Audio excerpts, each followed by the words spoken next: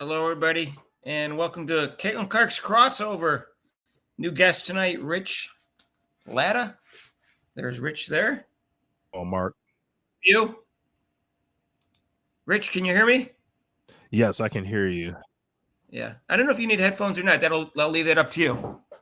Haven't had any problem without headphones, but you can use them if you need to, Oh, yeah.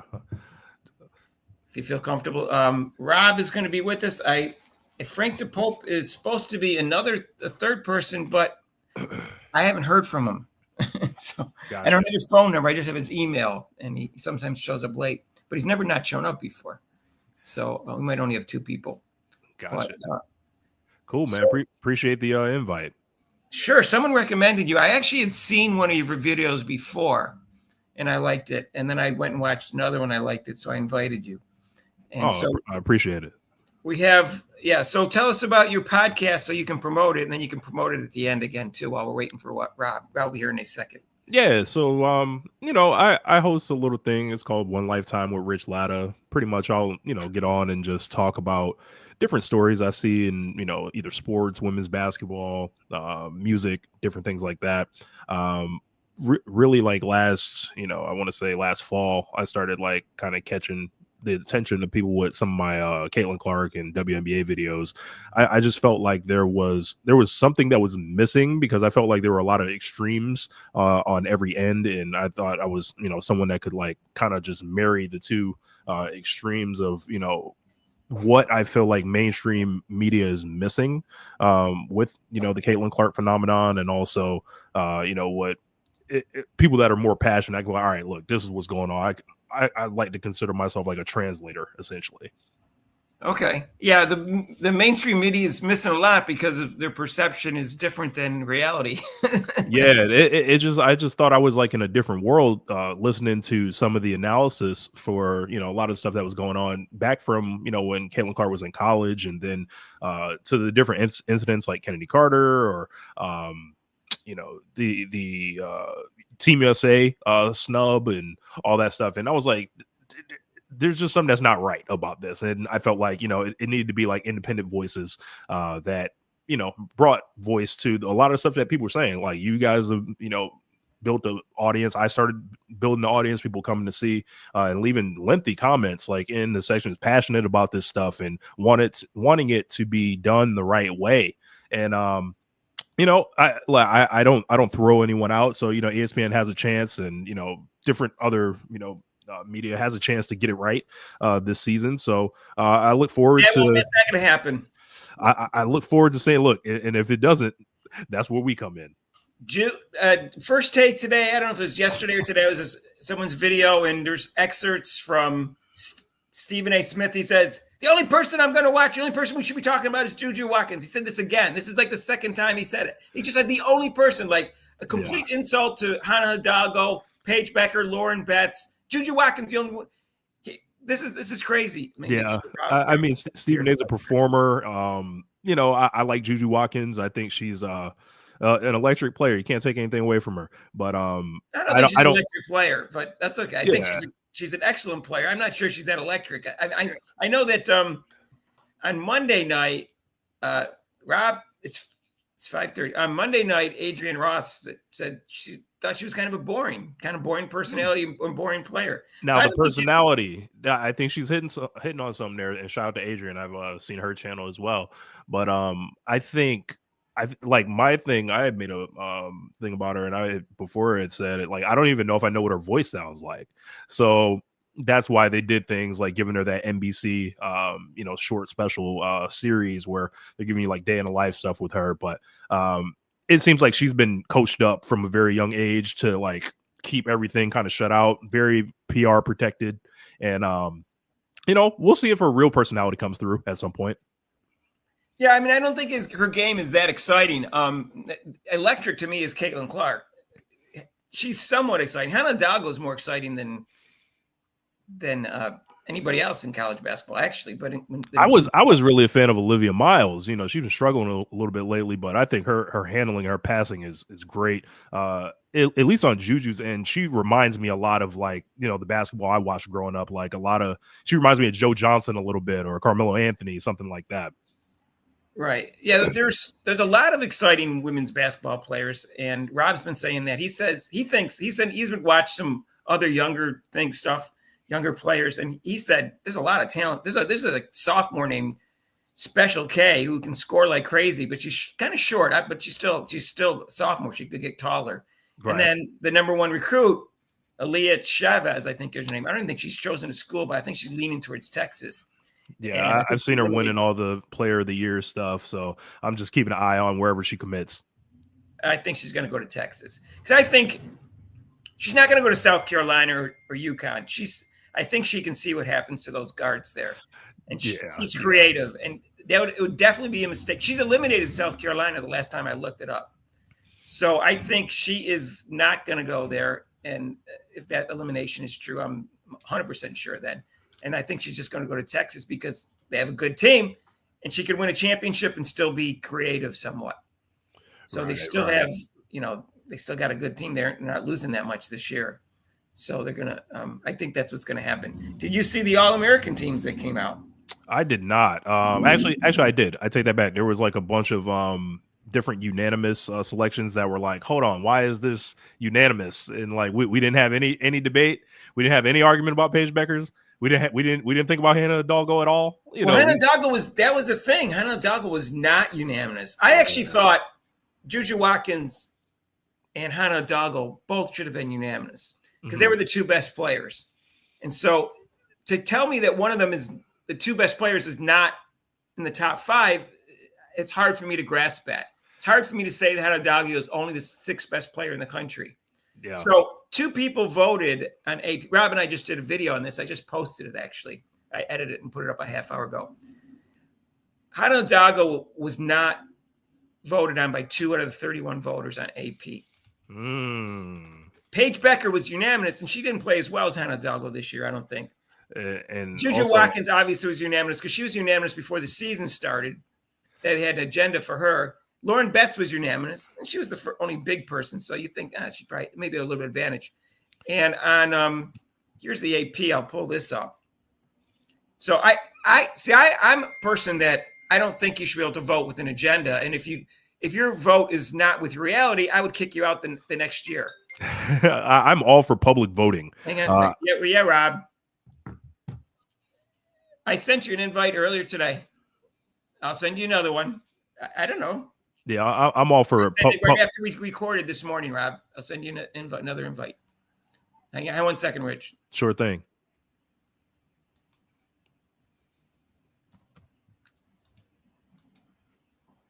All I know is I sent it. That's all I can tell you. There you go. But all right, there I sent you another one. Sorry, buddy. Rob said he didn't get my invite, but I remember sending it. Maybe I made a mistake, but I remember sending it after we did. Yeah, I like I was saying, I'm all for public balloting across all sports. If someone in baseball is, trying to leave, someone off like Ken Griffey Jr. off or Derek Jeter off their ballot, I want to know who it is. If it's an MVP vote in the NBA or the WNBA, I want to know eventually who was the person that gave the one Rookie of the Year vote to Angel Reese. So we talked about that on a Monday, either last Monday or the Monday before, where I asked them. I think it was Monday before. I asked the panel if it should be should be able to know like it is in the NBA. The NBA started in, I think, 2013-14 season. They decided to make it transparent who votes to hold people accountable, and they did. And I think it's probably better that way. And I'll have to take this off.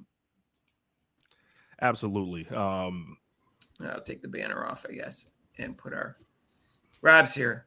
Yeah, Rob. So Rob, this is Rich Latta. He's got a podcast similar in size to ours, and he does more than just basketball, but he does a lot of Caitlyn Clark stuff. Someone recommended him, and I had actually seen him before, and I liked him. And then nice to meet you. Video. Oh, absolutely. Good to meet you too, Rob. So Rob and I went to high school together. If you don't know, he graduated a year ahead of me. We're twins. We're 16 months apart. And these people think we are. Rob, you got a little bit more light. Maybe it's the hat. I don't know. And he played high school and college basketball, and he coached for 2 years. I'm a dark man.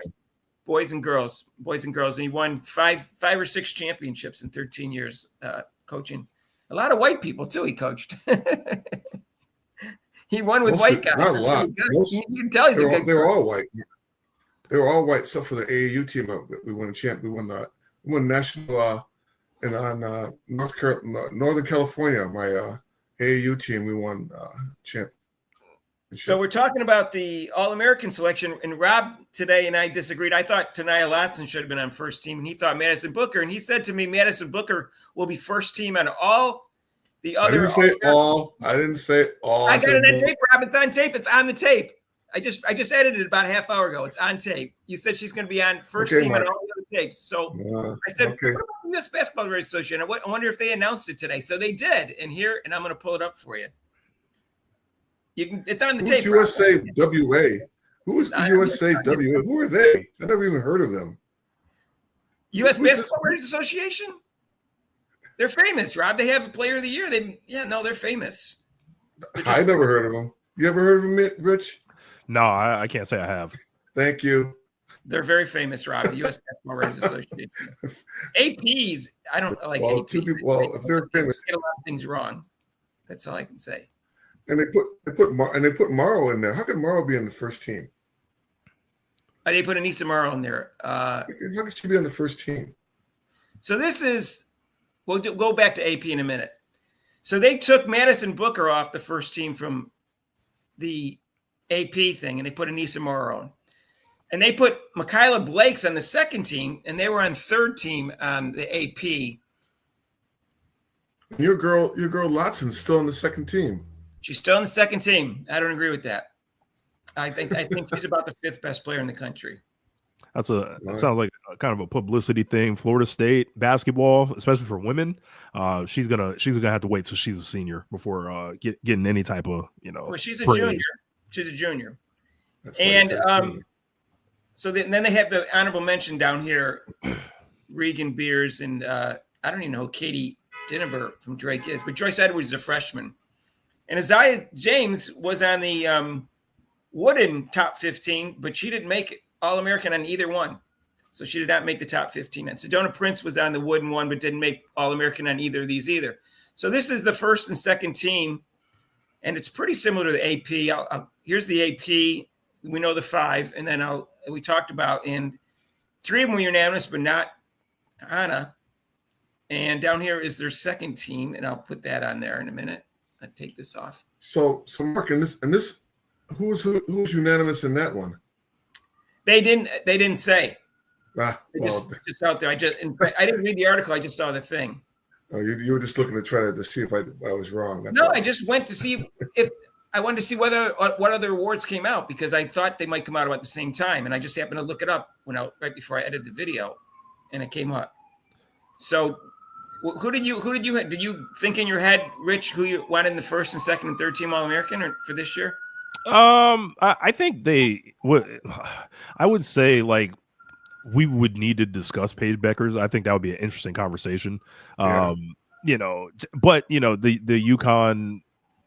It's UConn, one. So I grew up in the Northeast. I know how it works. I grew up with UConn right there. So they're always going to get someone at a particular spot, and for better or for worse. So someone's going to get robbed, and once she moves on, I think that'll open the door for other guards too. Who would you have voted on your first team? Did you watch enough women's basketball to have an opinion? I've only watched really the big games, but I definitely would have been looking at Hannah Hidalgo on there. I know Olivia Miles ended up making the second team. I was a big fan of hers.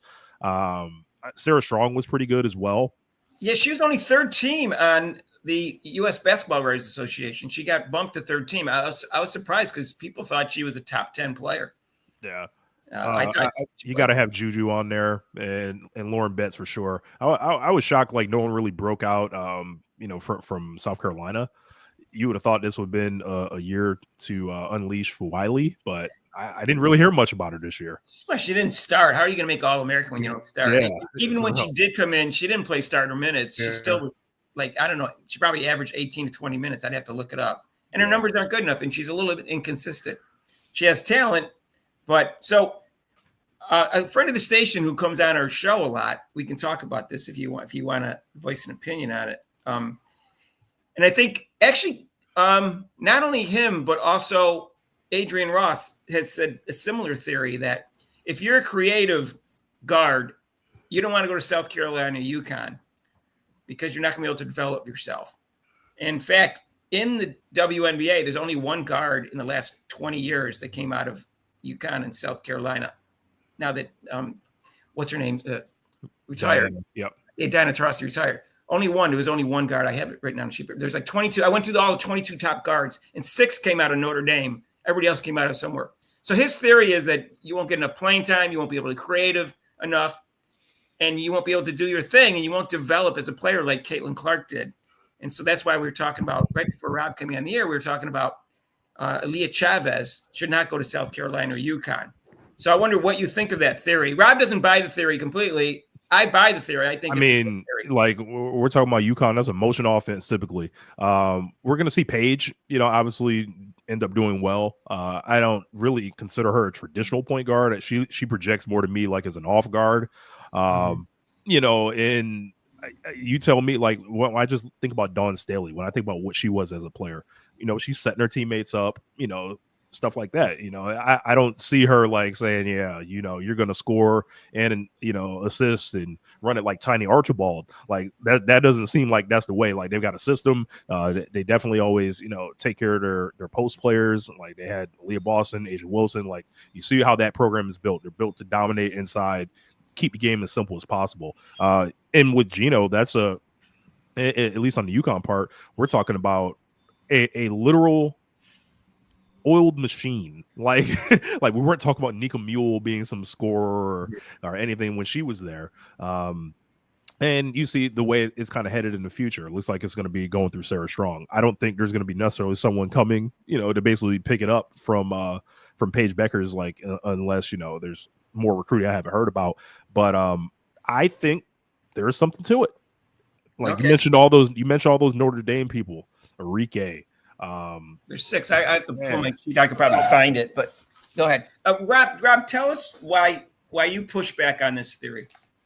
Well, because like you said, you just mentioned Dawn Staley, and she plays like 9 players, and she recruits a lot.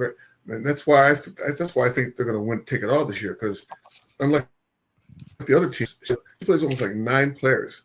She puts in her bench. Actually, I think there's one bunch. Her bench players score more than her starters sometimes. Mm-hmm. So but with going to Connecticut, we discussed this before, Mark and I, about if Caitlyn Clark had gone to Connecticut, she probably would not have scored average 20-something points a game. No, she would not have, for sure. Probably not. No way she wouldn't. He wouldn't let her score 20 points a game. It wouldn't happen there. It would be like putting Earl Monroe on the Knicks. Yeah, my Knicks. Yeah, see, that's why. See, I already like you already. You already mentioned 2 Knicks, Nate Archibald and. There you go. You didn't mention my man Walt Frazier though. What's up with that? Come on, Rick. My man Walt Frazier. Over in Illinois, Walt Frazier. When you talk about Game 7 performances, 1970, 36 and 19. Yep. That's up there with anybody. And they didn't keep stats back then, but I've watched the game, and I actually lost track of the stats of steals that he had in that game. Right. It was like 6 or 7 steals in the game, in addition to the rebounds, assists, and points that he scored. It was a phenomenal game.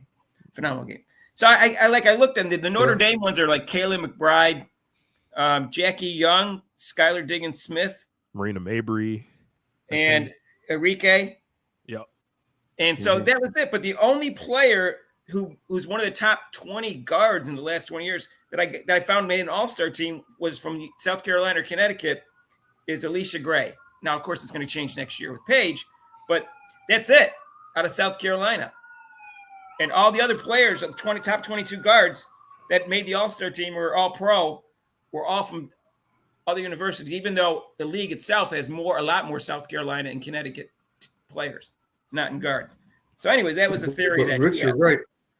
Rich, you're right. But also, even though South Carolina does play 9, I think that's Boston's problem. They don't usually. She's not used to setting a pick, and you can tell when the fever play, she does not know how to set a pick.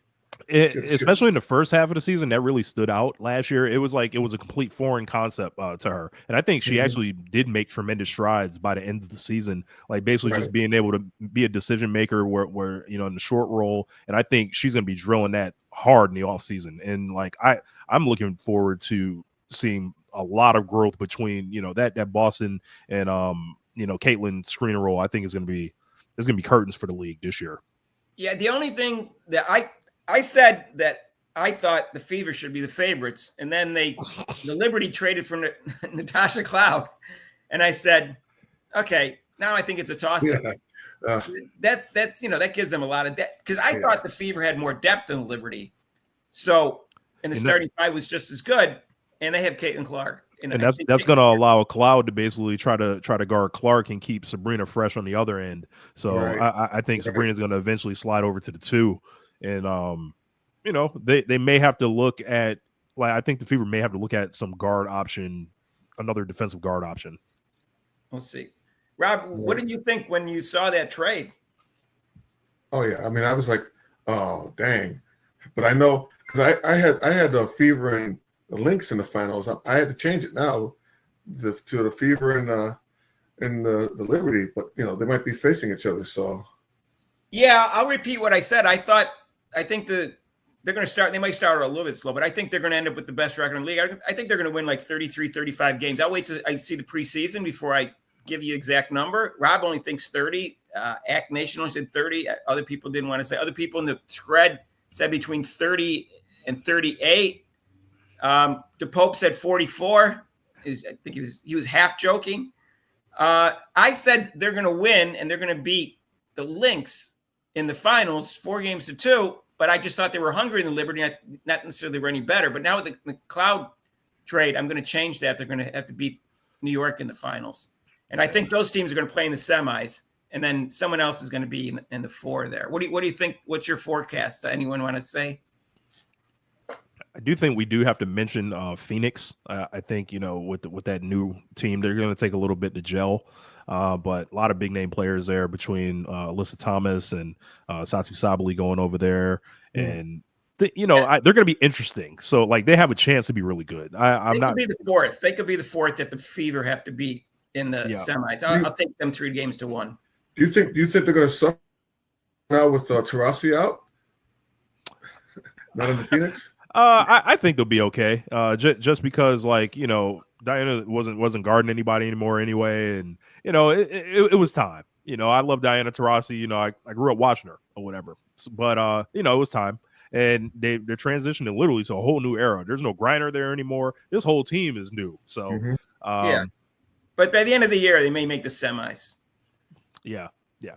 So Mark, this morning we on our podcast the Phoenix, they actually promoted Caitlyn Clark for the two home games. Yeah, I put that video up. So they had 2 different things on their X about promoting Caitlyn Clark for the tickets. They're just the opposite of the WNBA. Right. Who, by the way, got an award. I don't know if you saw it. That was our other video today. He got an award for most innovative sports company in the world. Innovative. 4th most innovative company in the world, which is bizarre. And 4th in the most innovative sports company, not just league in the country, but sports company in the world. I think the most least innovative league in the world that I've ever seen. It seems like they're kicking and screaming, going into the future. But I mean, God bless them. Like, so when the year ended, Caitlyn Clark got 4th in the MVP voting, and I thought that was fair. And I thought she was about the 4th best player in the league. And then after, like, Brianna Stewart hurt her knee and didn't play well in Unrivaled League. So going into the season, I probably have around 3rd. How do you feel? How do you rank her as a player right now going into this season? Brianna Stewart's got to show me a little bit more. I think she had a shaky finals on the low. I thought Collier put her in jail a lot of games. I know she had like 1 or 2 big games, but I walked away from that series feeling like Nneka Collier was the best player on the floor, and it wasn't particularly close. Those knee surgeries are tricky. I believe it was a meniscus. So it's gonna be interesting because her 3-point shooting is starting to fall off a cliff, and that was one real thing that made her a very unique player. I think they're so loaded, even, if she has slight regression, she'll still be a very effective player, but she may not be in that conversation like the Asia or Brianna, the big woman conversation. Like, I think, Jonquil Jones actually should be way more appreciated than she was, and she ended up getting that Finals MVP. Yeah, we'll go over that ranking. Yeah, Sabrina.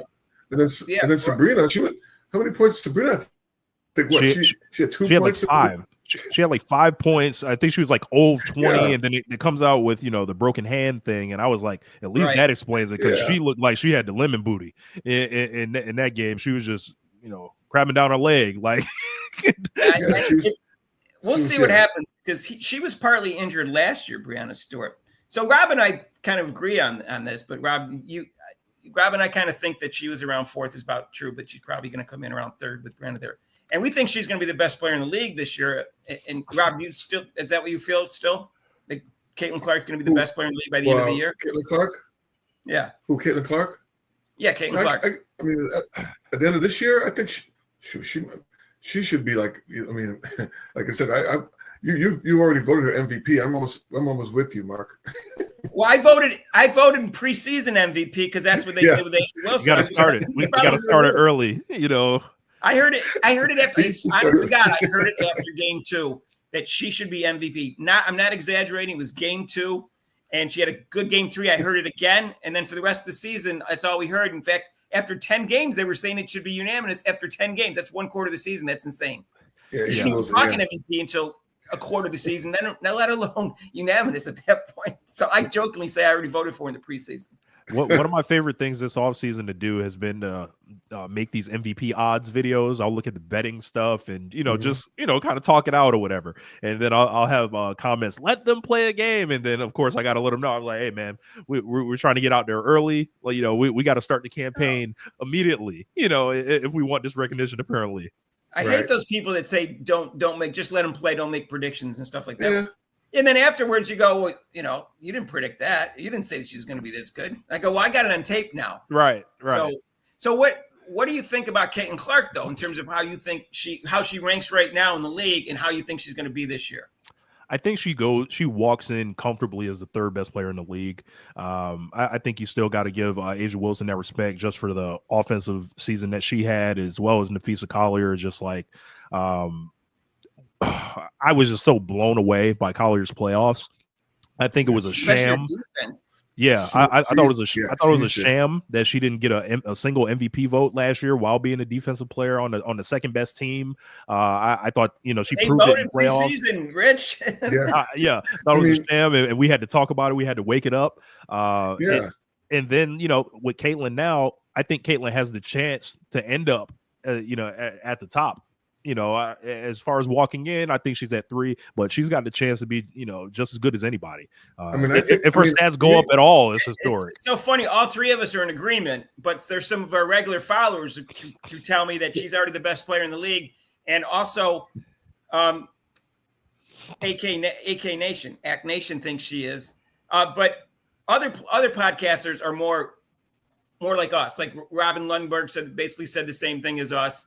And I haven't heard Chick Stig's podcast say she was the best player yet. And I haven't heard Adrienne Ross that she did say that she thought she played better than anyone else after the Olympic break, which indicates I think I would agree with that. But that makes her the best player in my opinion, because she's a rookie and she's only going to get better. So I don't see the consistency in that, but that's my personal opinion. If you were talking about a person in their prime and you're saying she played better than anybody else, well, that could just be they're having a good year.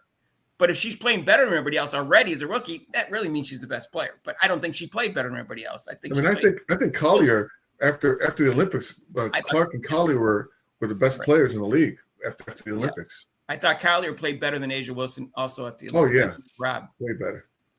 I don't know about way better, but she was more on a tear. No, because all around. If you talk about, like we said, making her team better, making her team look. No, that's what we call MVP. Contributing to her team. She definitely did, because if Wilson had, then they would have. The Aces should have been in the finals if she was still so good. Right. I think one thing was just so effective about Collier is like her demeanor. She's a stone cold killer. She's unguardable. Like as far as like when she gets somebody on her hip and she's able to, hit those fadeaway jumpers. From about 15. She reminds me a lot of a woman Kawhi Leonard in a sense. And I think she's sensational. Like if you're somebody that just watches, Caitlyn Clark, Indiana Fever, cool like that. But when you take that next step to start watching other players around the league, you're gonna love Nneka Collier, I think. You know why I like Collier is that because I mean, like I said, coaching, and I saw it's a lost art. When we saw the video of Cheryl Miller, it's a lost art. The jump stop, I don't see anybody doing a jump stop anymore. Right. And that's what I thought. Yeah, Cheryl Miller. You dribble, you jump stop, and you shoot it, or you jump stop and make the pass. That's what Collier does do. That's why she gets open and can go off the dribble and things like that. So Rob was a defensive specialist. So here's my question, Rob. Is Nneka Collier the best defensive player you've seen in women's basketball in all the years of basketball? Yeah, she's good. Yeah, she moves her feet. She beats people to the spot. She's up on her players. She's denial. I mean, if I was coaching her, I say, like you said, you're on Caitlyn Clark the whole game. You're guarding her. That would be a problem for Caitlyn Clark. And she's playing up. Like she's only 6'1", so like, and she was putting Stewart in jail. Like, right, exactly. Yeah, she locked her up, man. She locked her up.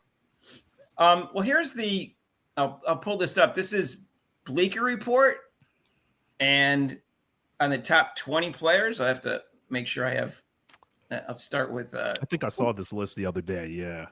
Yeah, and it's a different one. That Bleacher Report. Some other author had one from a Bleacher Report last year or something, or preseason. I don't know what it was. So Rich, you're on the East Coast also?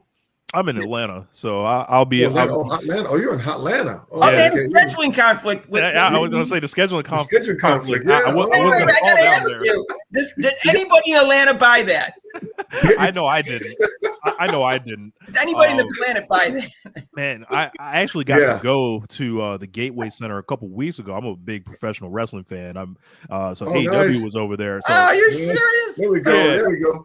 So I go through the back because I got some personal contacts. I've done work with the company and all that. Nice. And I go through it's a beautiful venue for the size or whatever. But I was like, there's no way the Fever are going to be here in a couple months. And then the conflict was scheduled, and we'll be at State Farm.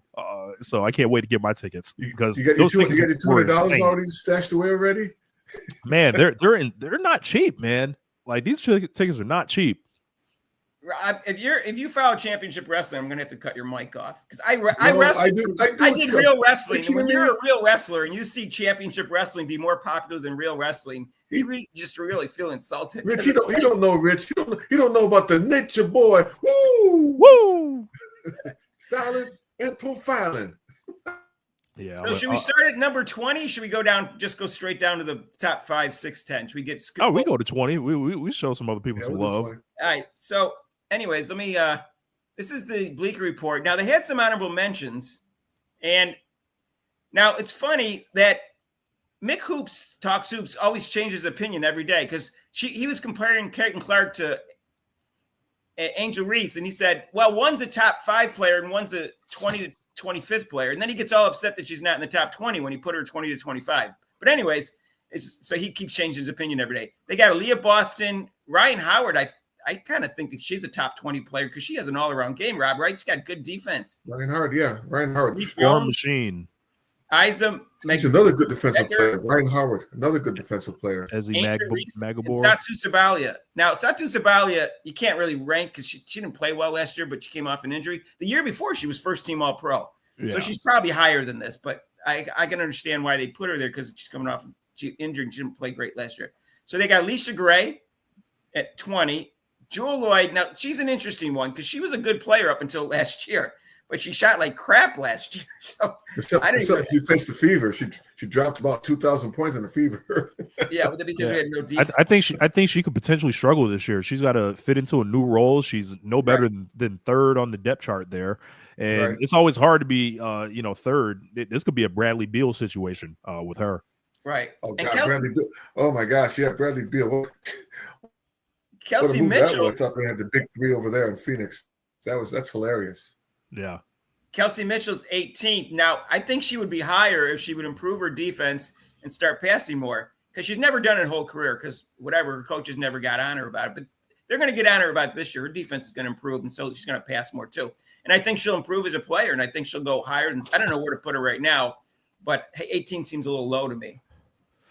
Yeah, I think Kelsey is very valuable. Like, so like it kind of took me a little bit to understand exactly like how good she was. And I had a lot of people because there's like a lot of Twitter spaces and different things like that. Some people were very out on her throughout the beginning of the season, but she was somebody that did not necessarily need Caitlyn at all to make something shake. And I thought that was really valuable because you couldn't just key on Caitlyn and shut the whole team down. She'll break the offense. She'll basically go rogue and get it done. So I like Kelsey Mitchell a lot. Did you think that she, in the beginning of the year, that her and Caitlyn Clark, that she really didn't like Caitlyn Clark in the beginning of the year? I don't know if it was that she didn't like her. I think she was struggling coming back from that injury. They were getting their heads bust by every team, and it was just like it took time to glue, because Chrissy Sides doesn't know whether she wants the team to run through Kelsey. Oh, she knew. She wanted to run it through Leah Boston. She knew. Or Boston or Clark.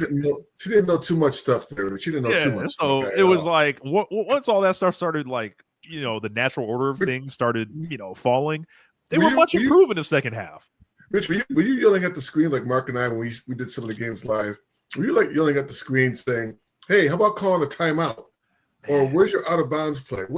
It was tough. It was tough to watch Chrissy Sides, just because she seems so overmatched. And one thing, when I hear someone is a defensive coach, it makes like an alarm go off in my head. It's like, all right, man, like you spend all your time thinking about defense. Like you don't think about trying to like be creative in your ways to score the ball. Like that's it just doesn't make sense to me. It's funny. It's funny you say that, because, like I said, I was a defensive player and I also was a defensive coach. But I love the offense. But my offense was not just plotting. I get the ball and go. Right. Man, I had out of bounds plays. I won 2 games on out of bounds plays. She had no clue even how to do out of bounds play, or that she's in the dinosaur ball. I was a lot older than, but I kind of went with the flow. I'm like, I got young players. They want to go, and that's why I won some games. Like that's what the Fever are going to do. They're going to run some teams out of the gym because they're going to get the ball and go. Yeah. So I asked Rob this question because I never coached basketball. I said, Rob, other than the complicated situations for timeouts in the last 30 seconds or a minute, how long did it take you to figure out when to call a timeout, momentum times out? And he said 1 game. He said 1 game. Chrissy Sides still couldn't figure out, and she was a head coach for 2 years. It's amazing to me. I never coached that, but I was a captain of ultimate frisbee, and it's similar sport in that sense. And the captain was like the coach, because these are just teams, club teams. And I figured out how to call a timeout, momentum timeout, my first game too. It just wasn't a hard thing just from playing sports. You can feel the momentum. It's not hard. She couldn't even figure that out. That's so basic. I'm flabbergasted by that. Maybe she thought she was Phil Jackson or something. I don't know. just play through it. She threw the bus. Also, the main thing that we did is that she didn't back up her players. I mean, Caitlyn Clark got technical fouls, and the way I coached, my players did not get technical fouls. I'm the coach. I'm the one who's going to get technical foul. I need you on the court. That's my job. But she didn't back Caitlyn Clark at all, and that's why she got part of her frustration. Besides, the league trying to go against her and by double teaming her, she didn't really have Caitlyn Clark on the team's back at all. I mean, even when she got knocked to the ground and then even she was poked in the eye, she didn't even help her up. I'd be the first person on the court when my players got hurt. Oh, Caitlyn Clark was getting destroyed and assaulted, and she never stuck up for her. And then Caitlyn Clark got her second technical for sticking up for herself, and she said, "That's my job." And it was 8 games in, and everyone said, "Well, you never stick up for her. That's why you never got a technical." So the next game she gets a technical just to say, "Oh, I can get a technical." Then she never got one again after that. that would have been a real interesting post-game meeting. I got a feeling Caitlyn might have thrown something against the wall and be like, all right. She wasn't as upset in her second technical as she was her first. Her first one, she said, "That's an effing foul." The second one, It wasn't even clear that she deserved it because they didn't show a replay. You couldn't hear what she said. The first one, you could see her mouth. You could see what she said. That was her second technical of the year. I went through all her technicals in other live things, so I'm not going to go over all that. But we could go over this list, Mark. So with this list. What's that? Let's go with this list. Yeah, Derek Hembry. That's next. I think she's deceptively good. I think she's about right. She's an all-star. Yeah, I like Hamby. She's more athletic than she looks. She's gonna get her money. She gonna get her money. I think the only De'Erica Hamby's only problem is she looks down when she dribbles. Yeah. If she can fix that, she'll be all right. Right. So Arike Ogumawale is a tough one to rate because her shooting percentage is not good, but she actually has an all-around game because she has a lot of assists and rebounds and stuff like that. So I like her as a player, even though she's a little streaky for my taste. Street shooter. She can shoot you in or out the game. We've all seen a million players like this. Oh yeah. So, Kayla McBride is 15th. There was one. I think that's a little low, personally. Yeah, but one writer on ESPN had her too high. One writer on ESPN had her on the first team All-Pro team. I was like, what are you talking about? How could Kayla McBride? Yeah, I'm not going that far. No. But yeah, maybe this is a little low, but she doesn't deserve to be first team All-Pro. She showed so much in the final. She was the only other Lynx, to basically show up in Game 7 or Game 5, excuse me. And she's just such a tough competitor. Just like you could just see it on something. You see someone and they're like, yo, they would rather die than lose. Like I got that vibe immediately from Kayla McBride. Oh yeah. Yeah.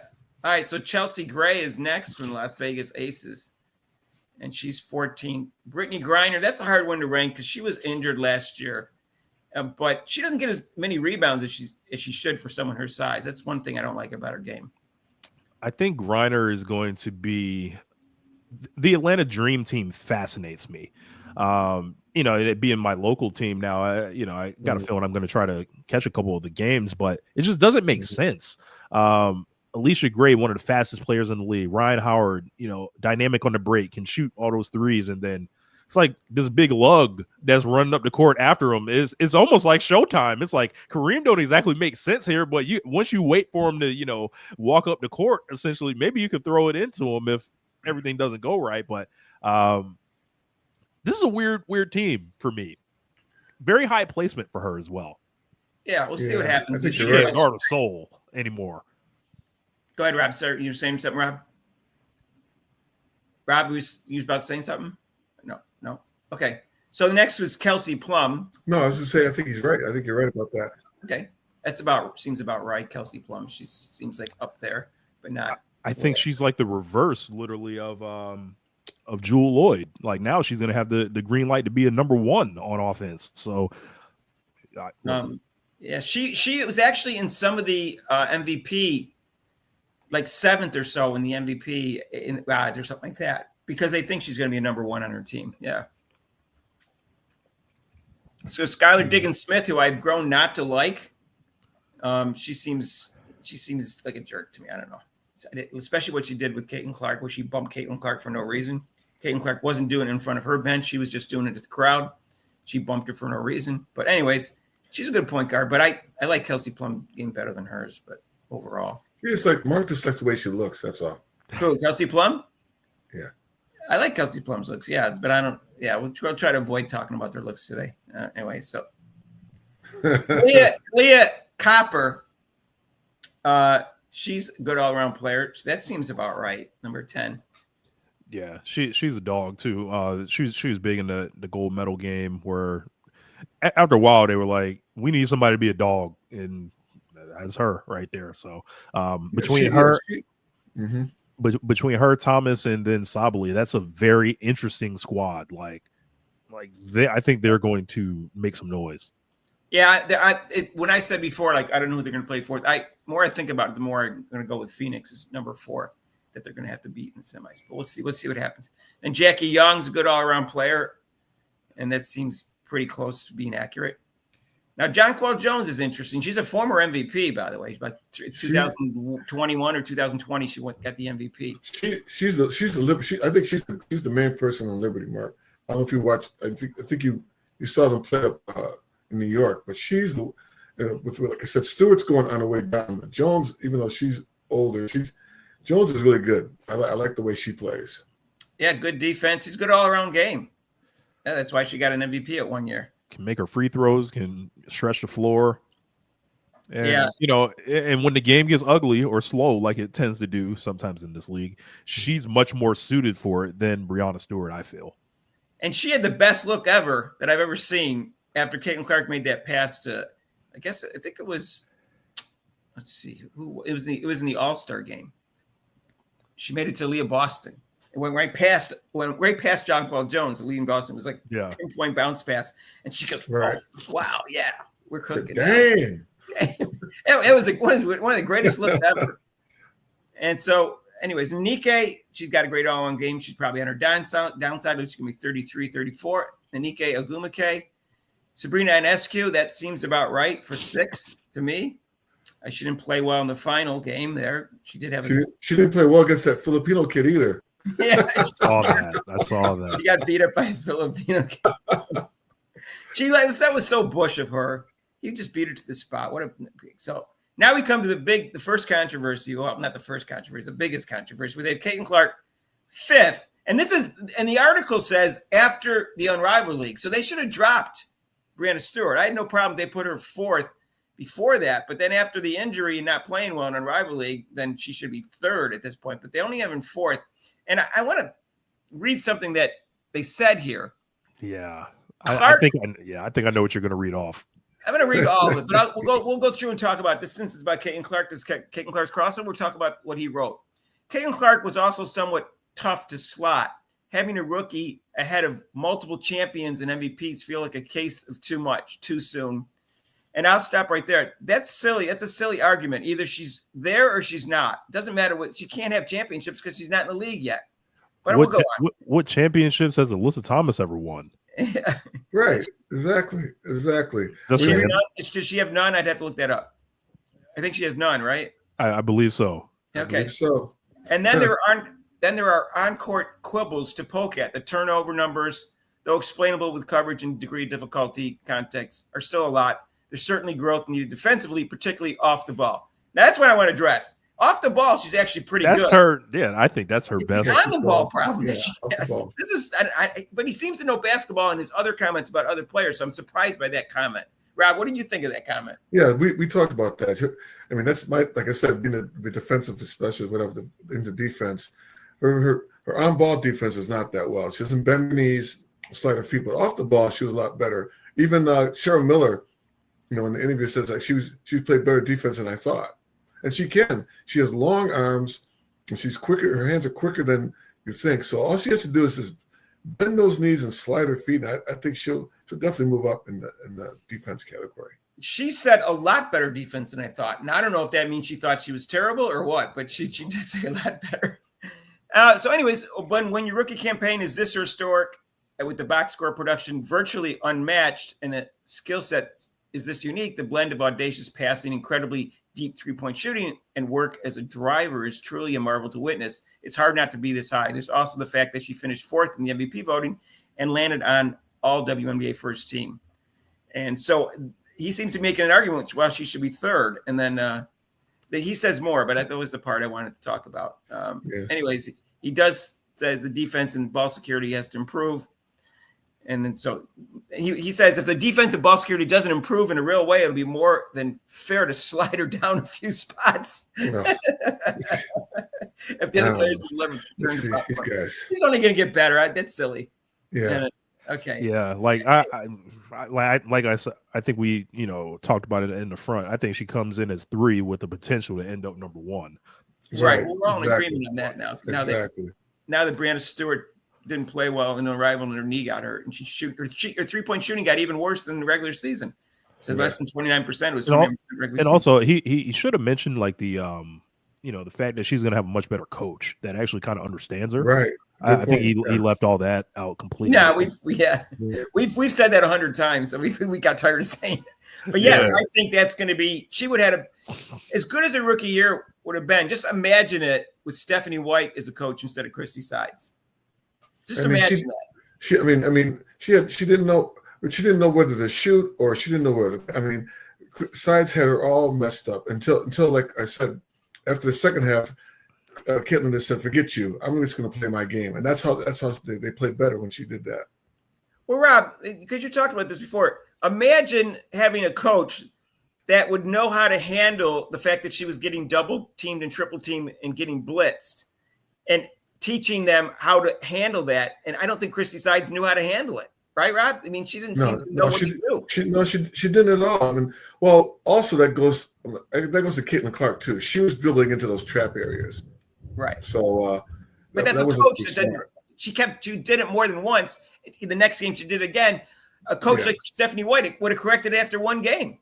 Yeah, she should dribble. I mean, and also it depends on your players. If you see her double team, I've played games and someone's double teaming me, and the players like way on the other side of the court and waving their arms like, "Come over to the ball, come to the ball, yeah. Come to the ball." I can't make that pass over there.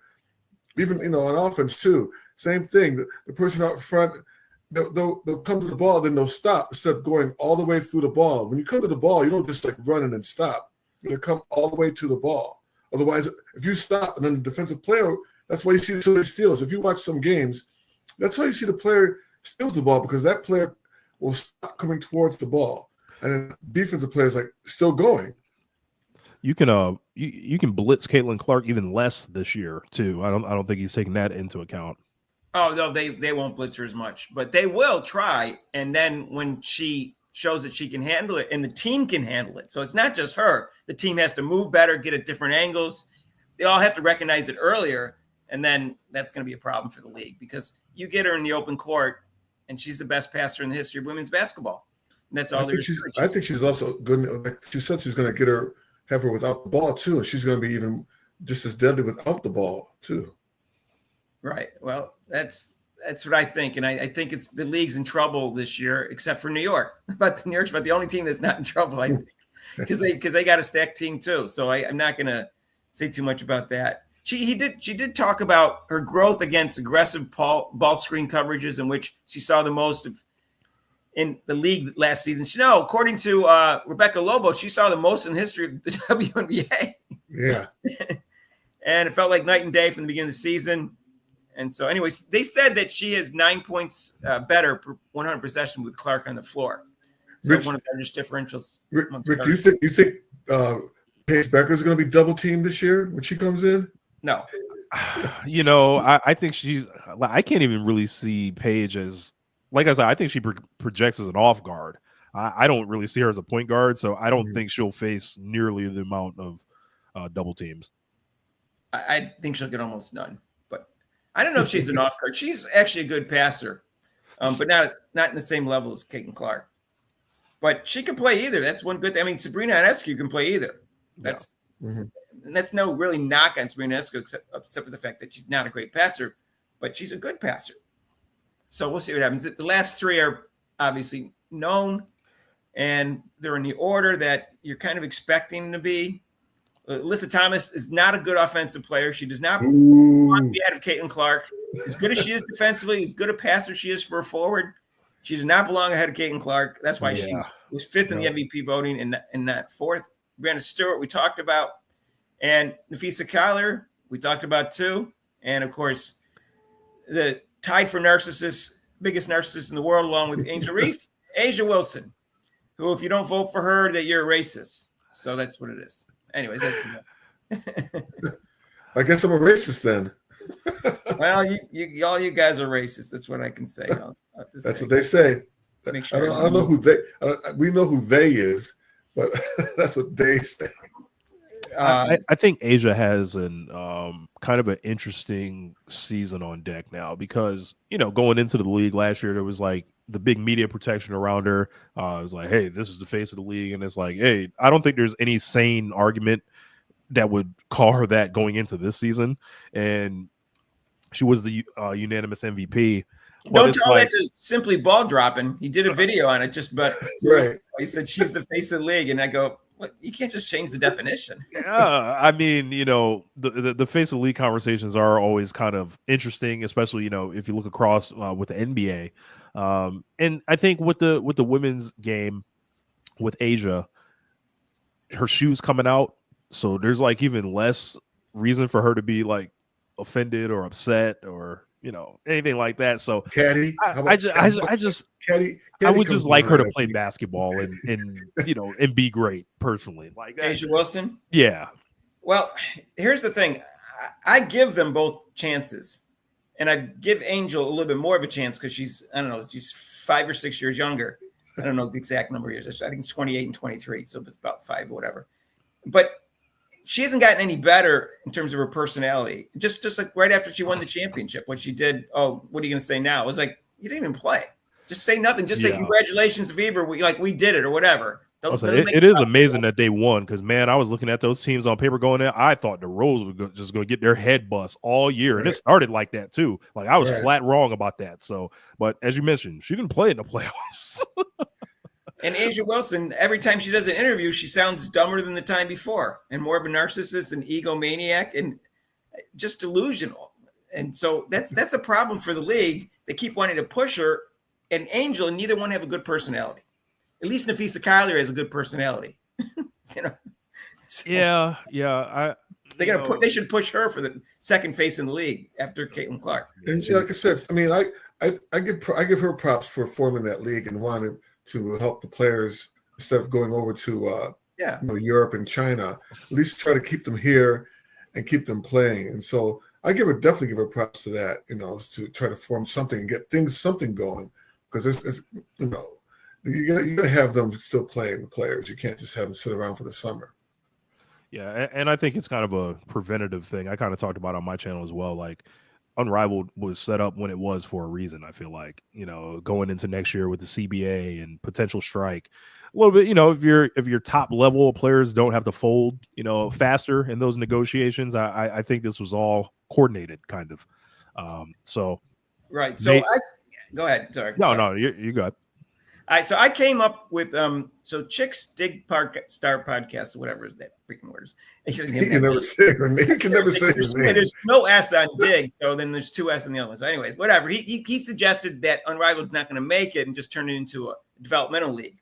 And then I left a note on him about doing that. I said, that's a good idea. And I said, what about a 60-game season? And 60-game season for them once they get 16 teams. So I'm talking about 3 years from now. And I have 2 different time frames that you can do. And their playoffs will never compete with any of the major sport, any of the sports whatsoever playoffs. And you could do it from June 18th to like December 17th. You avoid everything. And then you could also do it. You could start I think you can start in October and do it till April. And that's all you need is 6 months for 40 games. 60 games in the playoffs. So I got pushback from Frank DePope and Act Nation and Rob. They all said, oh, women can't handle 60 games. I said, well, they're already playing 70 to 80 games. And so their response was, well, it's because it's so physical in the WNBA. I said, well, they should be cleaning that up. So I asked Adrienne Ross that, and she said women can play 60 games.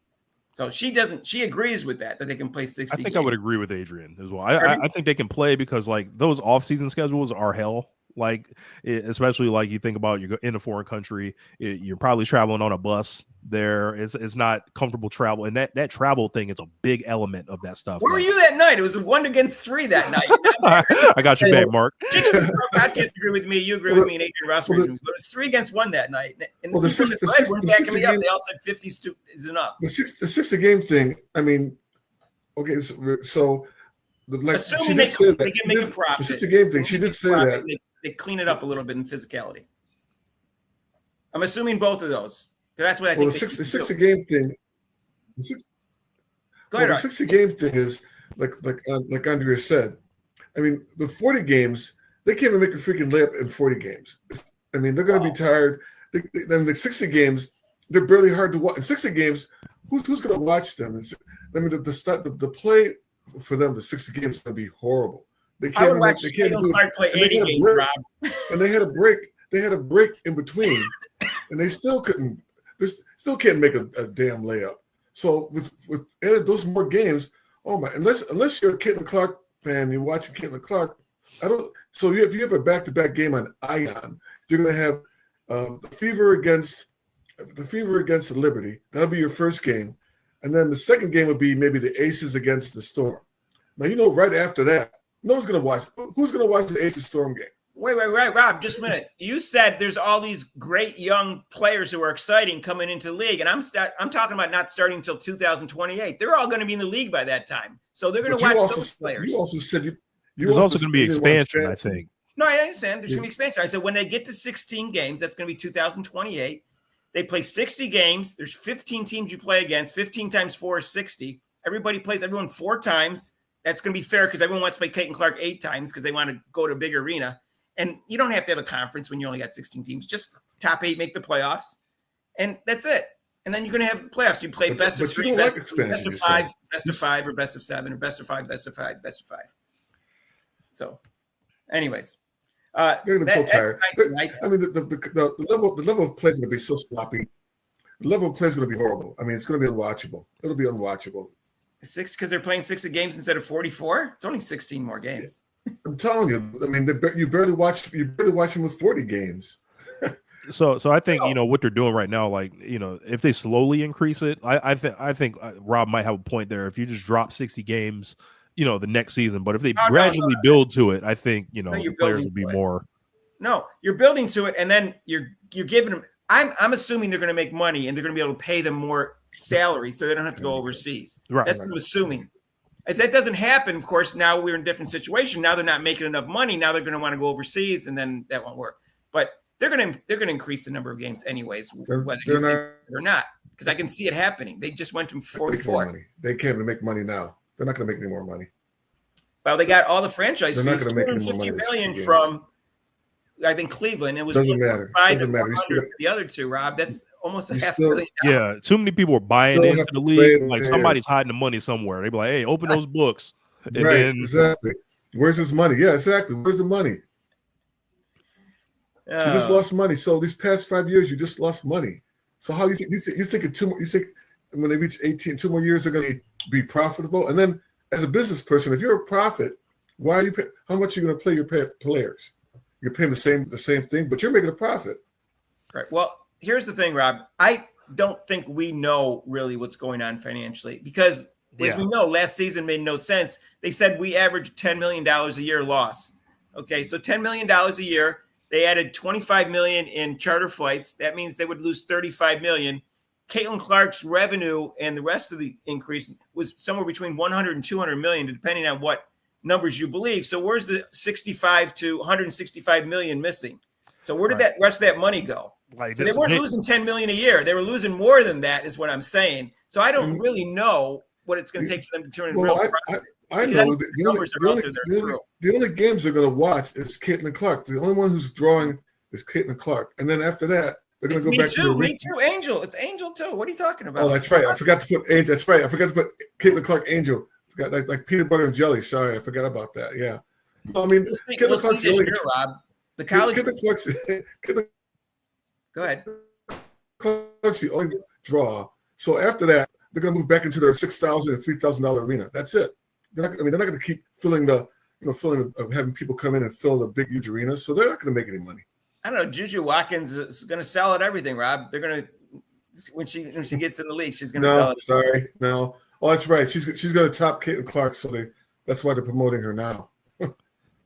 Rich, we've talked about that. What do you think about this strange thing where Juju Watkins gets more attention than any player in history after her first 2 years of college, and then they go around complaining she doesn't get enough attention? What do you think of that strange concept? I mean, attention from who? Like that's my question. Like I'm like, you be the change you want to see, ESPN or whoever, like, right? Like, I don't know what the fascination is. Like, you know what it is. They want to play Caitlyn Clark. They definitely they want someone to immediately. I think they think if they tie her with Caitlyn Clark, they can give her the rub. As we're talking about wrestling, give her the rub by associating her with Caitlyn Clark. We're like, hey, why is she not on this level? And then it tries to make us evaluate her through the lens of Caitlyn Clark. But I think it may have been Adrian. I had watched a video. Like, there have been great women's players since the beginning of time, but it's like, are you special? I don't know if Juju Watkins is special on that level. Like, she's gonna she's got 2 more years to do her thing at USC. She can build, her name this year. She wins a national title this year. That's such a huge thing, apparently. Yeah, that's exactly. You have to win that national title, yeah. Right. Not the page. We already changed the rules. Gino already said so. Right. Yeah, Gino switched it up. Yeah, Gino. But I think with Juju, like, I don't know, like, Caitlyn Clark didn't have her own 8-part NBC series like in the middle of her sophomore year. Like, she has a lot going for her, and I think if you're Juju Watkins, you ignore all this and you focus on basketball. Whatever, let the media fight those battles.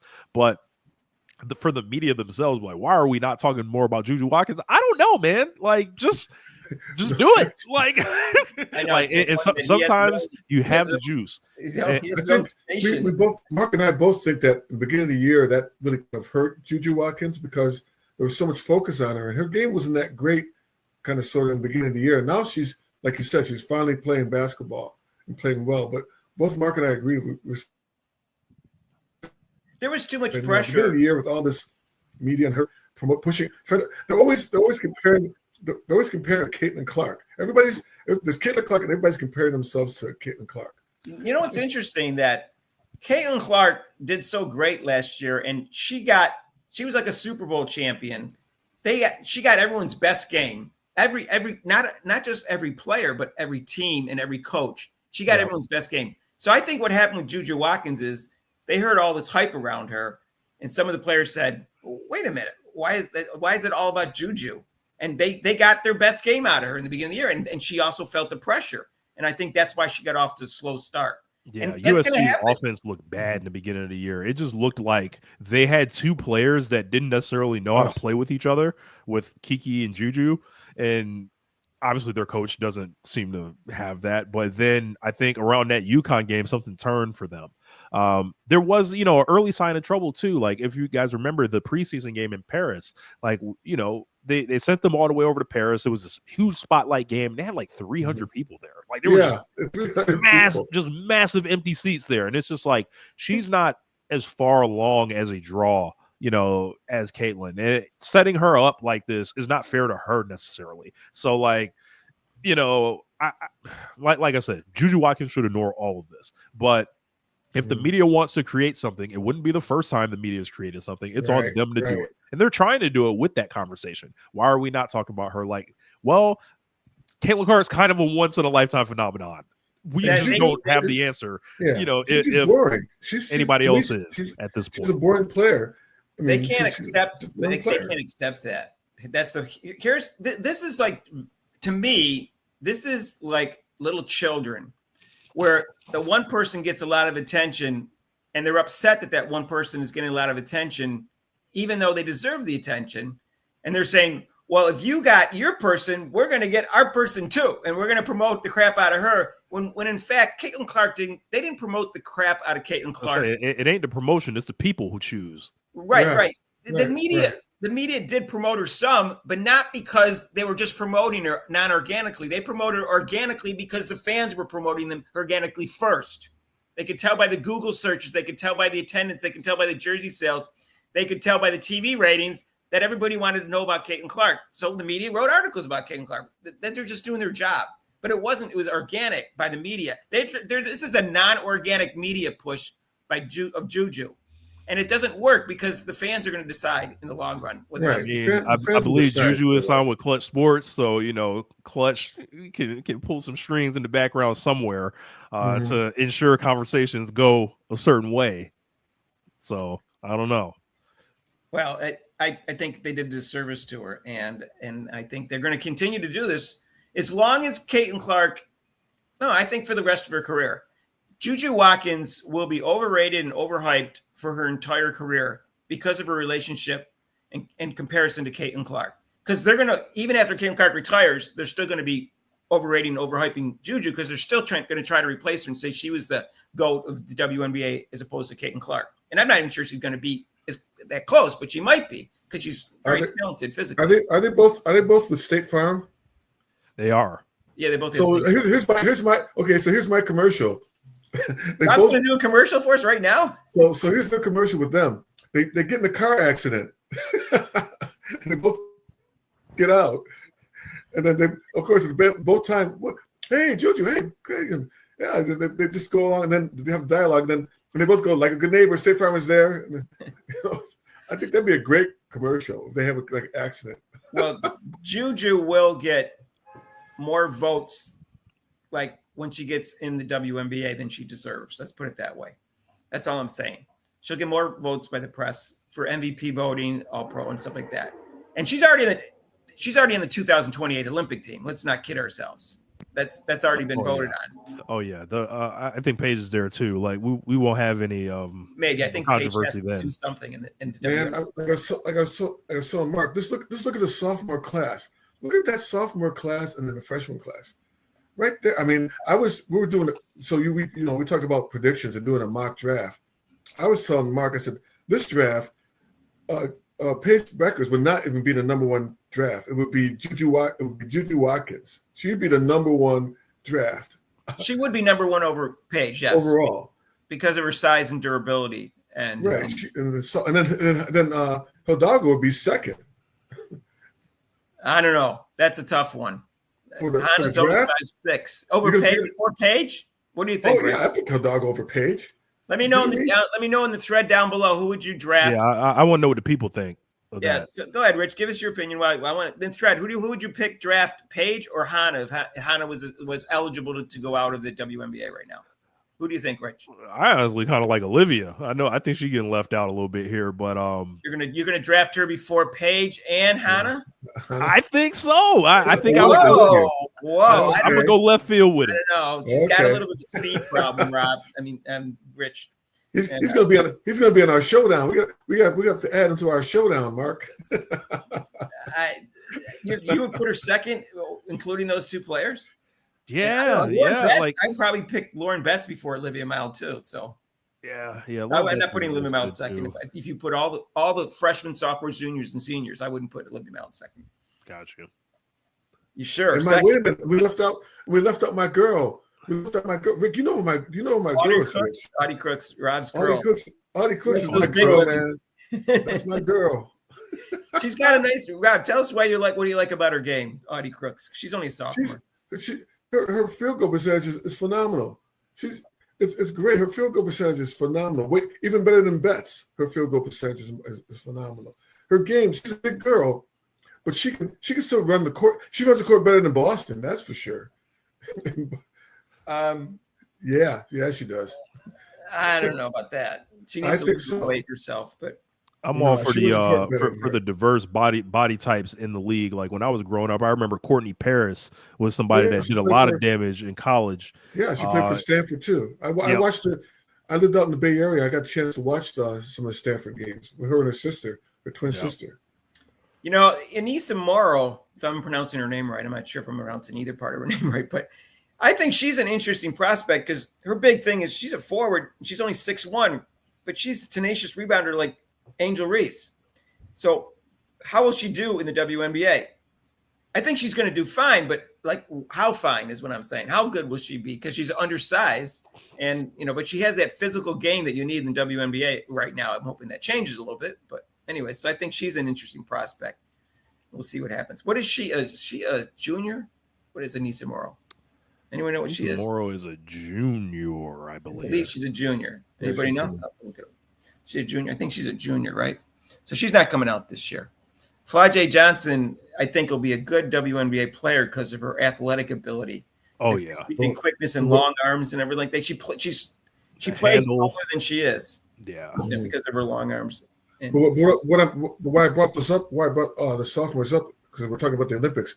With these players coming in and already the players we have, there's no way the U.S. women team are going to go back to where they're going to blow out teams by 30 points. You mean they're not going to be tied at halftime 25-25, Rob? Oh, yeah, exactly. That was such a crazy game. I was just brutal. I didn't watch the first half. I said I'm not going to watch the Olympics unless it looks like they're going to lose. And I turned and I looked over and it's halftime. It was 25-25. I go 25-25. It looked like one of my high school. It looked like my CYO games. I was like, this. It was so bad. It was like we were coming off of watching the men's the last couple of days with the Serbia game down to the wire, the France game down to the wire, and I'm like, right, all right, man, and I'm just like, come on, bro. And then Jewel Lloyd's unplayable, Diana's unplayable. I was like, they sure could use a point guard right now, and then they figured it all out. Yeah, they sure could have used a point guard. What's a point guard? Is that a position in basketball? Apparently. Gee. They should have had somebody who would push the ball up the court and make some passes. Their only point guard they had, well, Sabrina Eskew is kind of a point guard, but it was hobbled and couldn't play defense, and she barely got any playing time in the finals either. Diana Taurasi got no playing time, and I don't know why she wasn't playing Sabrina Eskew more, but she wasn't. She I don't know. The coach, I don't know what she was thinking sometimes when who she was playing. Look, thank God for Asia Wilson and Kalia Copper, who decided we were not losing. Like, and Stewart. That was the interesting thing is Kalia Copper was getting no playing time in games they were blowing people out. She still wasn't. Diana Taurasi got more playing time than Kalia Copper, and Kalia Copper was totally outplaying her. And she was clearly a better player. That was bizarre. Upset. Yeah, she was upset. That coach screwed her over, and then she saved the coach because it wasn't for her and Asia Wilson. You know, because Brenda Stewart played poorly in the finals. Yeah. She played well up until then. I'll give her that. She played well all the other games, but the competition was so low. She should be playing well. You know, Asia Wilson, Gabby Williams hitting that game-losing shot. Like, it's like, hold on, man. Like, all you got to do is move your foot. Foot's unlike, but then it would be overtime. Yeah, it would still been overtime. But I was rooting for them to lose because they needed to learn a lesson. Because I did. I wanted the committee fired. They're not going to be fired because they won. The committee needs to be fired. The only way to get them fired is for them to lose. So I had to root against them because I wanted the corruption out of the committee. Wow. I like the kind of seriously. I think it worked out for me. Like, I still wanted us to win, but I did enjoy them getting the hell scared out of them. I'll say that. But no one got fired. That committee is still in committee right now. And then, I don't even know if firing someone help because like the tastemakers of women's basketball and USA basketball, all that stuff is deep tied in. There's just going to be the next person. It's almost like you get rid of Bin Laden, and then there's just another person to replace him that's came up the same way. So it needs a complete overhaul. I think. I don't agree with you, Rich. If they replace all of those people, they're going to. The next committee's in there and saying, "Well, I want to keep my job this time. I'm going to do what's right. I'm not going to play politics and corruption and bias and all that stuff. And I'm going to choose the right 12 players this time." I don't agree with that. I think they'd be in danger of being replaced also. So if that's the only way to do that is to replace all 6 of them and say, you guys did it wrong. We're putting 6 new ones in. Don't do it again, or we'll replace you after the 2028 Olympics. I know NBC was upset that Caitlyn Clark wasn't there. That's for sure. Who was upset? NBC. Oh, NBC. Well, I think the next selection is going to actually make their jobs a little bit easier because, like, I think a lot of players, it was their last hurrah. Like, when you just look up and down the roster and the ages, I think we're getting a younger squad kind of regardless. Oh, we're definitely getting a younger squad. Rich, I watched Sarah Strong, and they had I guess it was under 17 or 18 overseas, and those teams blew out every team. They blew out everybody, France, whatever. The games weren't even that close. So that's why I was saying. I mean, the next 2 years, 3 or 4 years, and then with the Olympics. It's not even going to be close with women's basketball. Rich, so I'll ask you this question I've asked other people. 15 years from now, will we be saying that Caitlyn Clark? What's the chances that we'll be saying? Like, I'll give a percentage if you want me to. That Caitlyn Clark is the best player in women's basketball history. What are the chances we're going to be saying that? High. I would probably say there's an 80% chance of this. She's obviously going to have to put together championships, which I think she's already set to do as a novice player, a second year player. You already, I think, have a championship caliber roster. She's going to obliterate all the record books. She's already started a one-woman assault on all of them. The reason my channel actually started getting some traction, I did a reaction to a video by Jimmy High Roller. It was like the harsh truth about Caitlyn Clark, and I saw that video. Yeah, it was a great video. Two mistakes in it, but I'll get back to that. So I basically do a long reaction to it, and I add like a bunch of additional context, kind of just off the top of my head. But one thing that stood out to me in that was that star chart that they put. They were like, all right, this is the offense generated by whatever player for whatever season.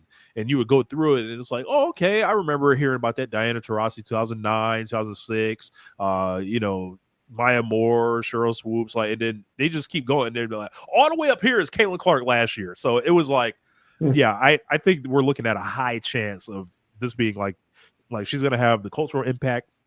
She's going to rake it in off the court. She's going to have, I think, her own protection team. Meaning the independent media. She's got people protecting. Yeah, the independent media, like, we're going to go very hard for her. But you know, the only stopper with that, Rich, is the WNBA themselves. I mean, that's the only stopper. That's the only thing that's going to stop her is the WNBA itself, because they didn't do anything this year. I mean, they had her this past year. I want to see what they're going to do this year. I want to see how they're going to handle. She is at a disadvantage because, like we talked about before, she gets everybody's Super Bowl every time they play. So, and that's going to happen to her entire career. I mean, that comes with it. So does LeBron. Like, no. This is different. They're coming at her because she's white. They're coming at her because she's white, and they don't want a white person to be the greatest player of all time with all this attention and all the money she gets. It wouldn't be so bad if she wouldn't get so much attention and so much money. It wouldn't bother them so much if she was white. But it's the fact that she's white and getting all this attention and extra money. That's what's bothering them. I don't agree on that. I think they. You don't think that's what happened this year? No, I don't. I don't think like I think the radicalization around her was because she was white, but as far as like why she was either loved or beloved, I can't go that far. I can't go there with you, but I think that they have no problem calling Diana Taurasi the GOAT and all that. She's white. Sabrina Ionescu get a lot of attention and a lot of money. That's what I'm telling you. I said that's the difference between her and other white players is she's getting ton of attention and ton of money. There's a big difference in that between a white player that just comes in and gets the same amount of attention as everybody else, and one gets way more attention and way more money. That's what the root of the problem is. But I don't agree with you at all. I think the further we go on with this, though, the more it will be normalized for her. Like I think. Don't see it. I don't know about that. I mean, that, like I said, she had no backing with the commissioner. The commissioner is horrible. The commissioner does not, she was getting mugged.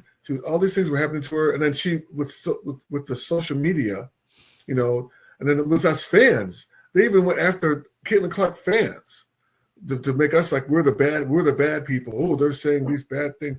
No, that's not true. That was not true about what was going on in this league.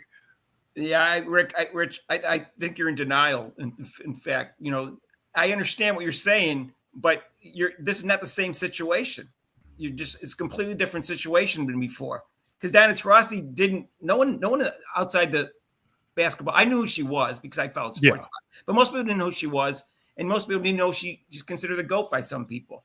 Because she wasn't making any money. There was no NIL before she got there. Her salary was the same as everybody else. She had no endorsements. So people weren't jealous or envious of her. Can you see the difference between Caitlyn Clark and that? The amount of attention, the amount of money she makes is way different. She was on the same level as almost everybody else in terms of how much money they were making and how much attention they were getting. But I think Caitlyn Clark is so likable. I think Caitlyn Clark is so likable. She's going to win so many people over. And she's already got people that love her like us. And she's someone that is, so popular, so likable, never says the wrong thing, and never really comes out there and embarrasses herself. And as long as she's great on the court, I think everything will take care of itself. Rich, sometimes I wish she would go off. I mean, some of those games, after those games, I know you probably the same thing. Like, girl, why don't you go off on them? Like, she would always take the high road. I think that's a part of her being a shepherd and a protector of the league that actually is going to end up buying her more credibility with the players, because she does have this power where she could easily she could say she could basically come out here and say this person did this to me or whatever, and everyone will believe her. There will be no like argument or anything. But the fact that she kind of takes everything like a G, I think that earns her so much respect in my eyes for sure, and I think in other players' eyes will also. Yeah, it does to a point, but sometimes I wish she would just like go off and say, "Yeah, man, the girl poked me in my eye. She did it on purpose. What's up with that?" She said, well, maybe she just made it. No, she poked me in the eye. And that could have ended my career. I don't, that so I saw that. I think that's a distraction that she doesn't want, though. Because, she's very conscious with her image and with everything she says. There's been a thing going on where they've been pulling up all of Asia Wilson's old tweets this past weekend on Twitter. I know you guys have seen that. They were pretty bad. They tried to do that same thing to Caitlyn Clark, and they came up with nothing. They came up with song lyrics and stuff like that. So they came up with that let's see, what was the what's the supermarket with begins with C. What's the supermarket? It was Kroger's. Kroger. No. See, with the big chain that has you go and buy things in bulk. What is it? Oh, Costco. Yeah. They came up with it. She said that their rotisserie chicken is the best. That's what they came up with. Right.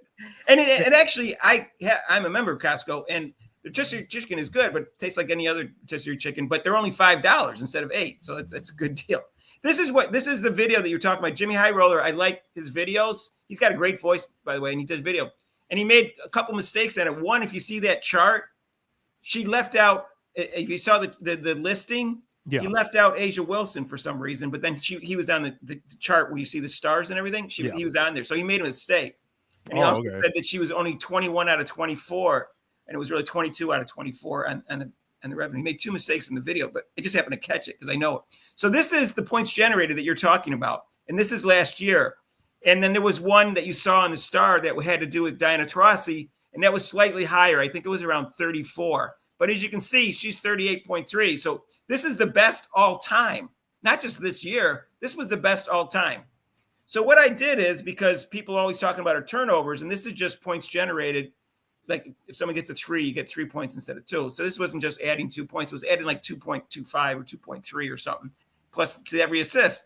So what I did is I subtracted the turnovers of all the players, and I made a new chart down below here. And as you can see, she's still in first place. And she's still in first place for Diana Taurasi's best year, too. It was somewhere between 30.9 and 32.7. So she is, even if you take away the turnovers, she's still the best offensive player of all time. That's awesome. Generated, even after the turnovers. Mm-hmm. So I did this because I got interrupted when I was presenting this because Rudy misunderstood why I was taking the turnovers out. I was trying to take away the argument of the haters. And she's still first. I mean, it kind of comes with like when I hear people talking about the turnovers, I know they're kind of unserious because it's like, all right, this person is like the driver of the Ferrari, essentially. And it kind of comes with the territory for the people that have the ball the most. So it doesn't really rank with me. That's a good analogy, Richard. Like always get Ferrari. You know you're gonna get turned. You're gonna get pulled over because you have a nice ride. You know the cops gonna be red, especially if it's red. The red Ferrari.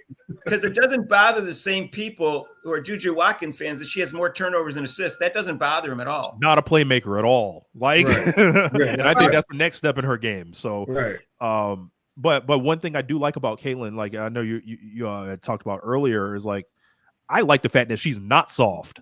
Like this is not a soft player. Does not need the protecting or anything. And I think she does stand up for herself in her own way. And eventually she's going to have an on-court fight. There's going to be like hands thrown at some point, and we'll cross that bridge when we get there. But I like the fact that she's like, okay, she never got in a fight in college.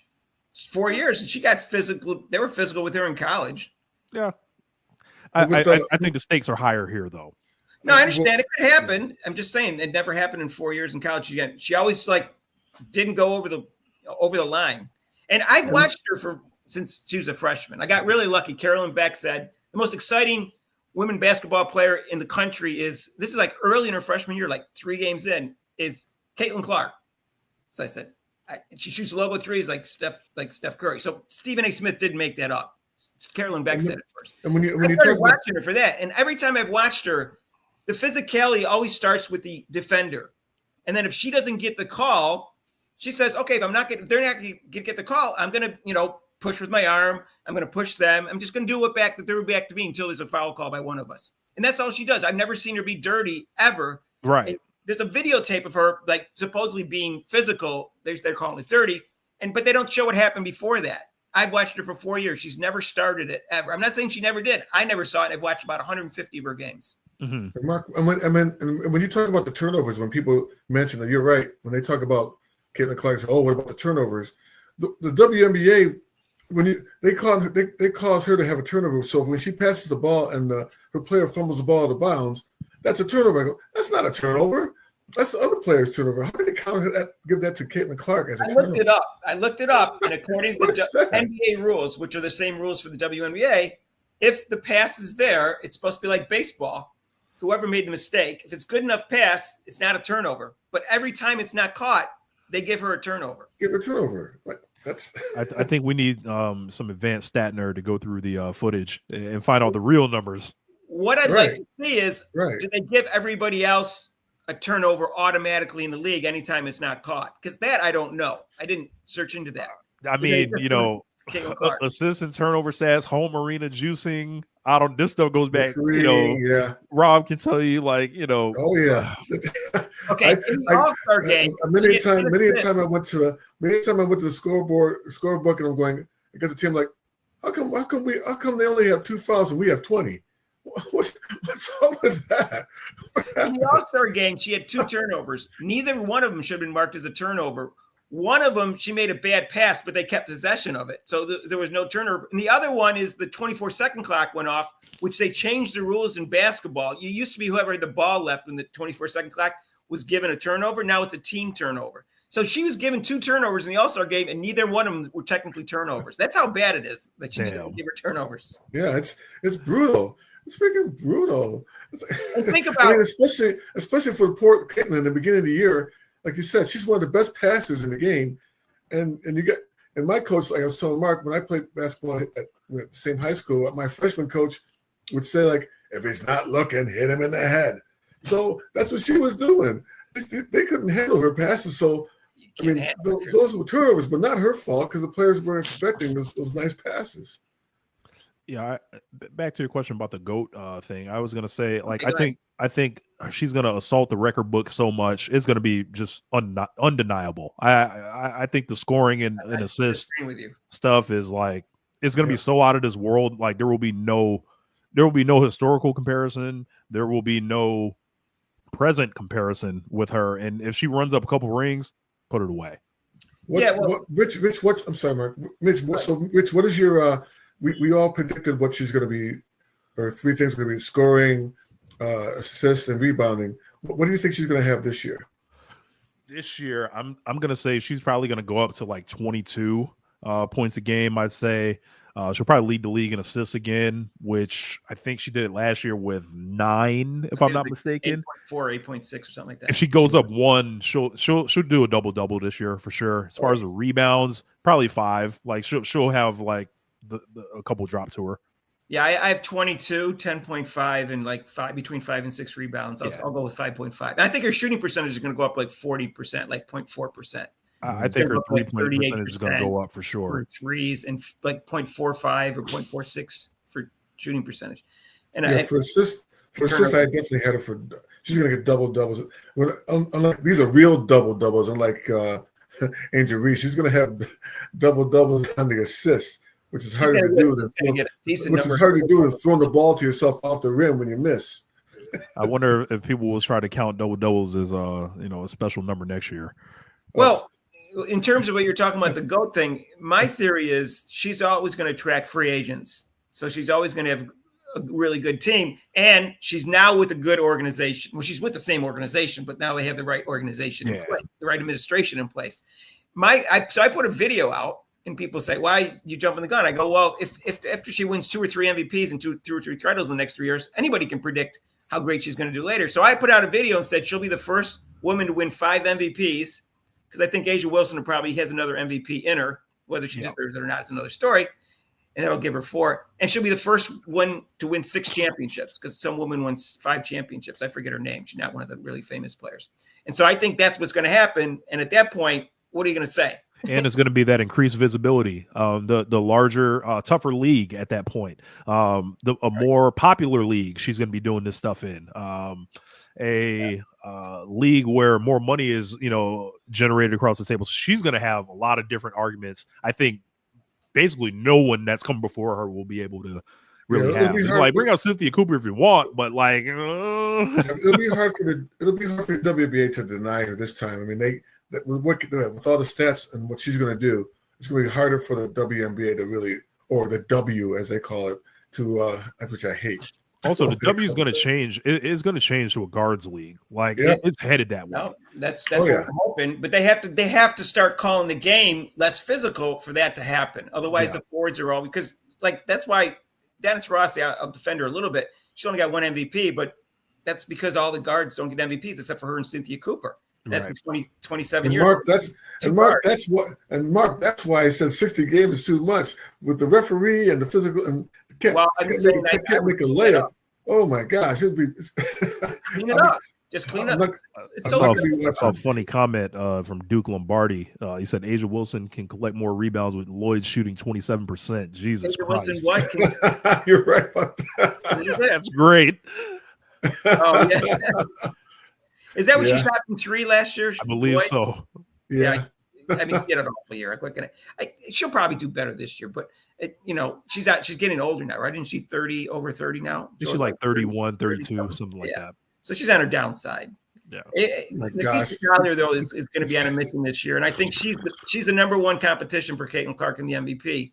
Asia Wilson's going to be third in the MVP voting. As much as that's going to kill Asia Wilson, it kills me. It kills me in sports when I start mentioning the age 30, 31. I'm like 30, 31. I was still running. I'm like, oh my, that's old. I'm thinking I'll be 67 this year. Now that's old. Okay, I'm old. I'll be 36. 31. I'm like, wow. I was still. I can still move.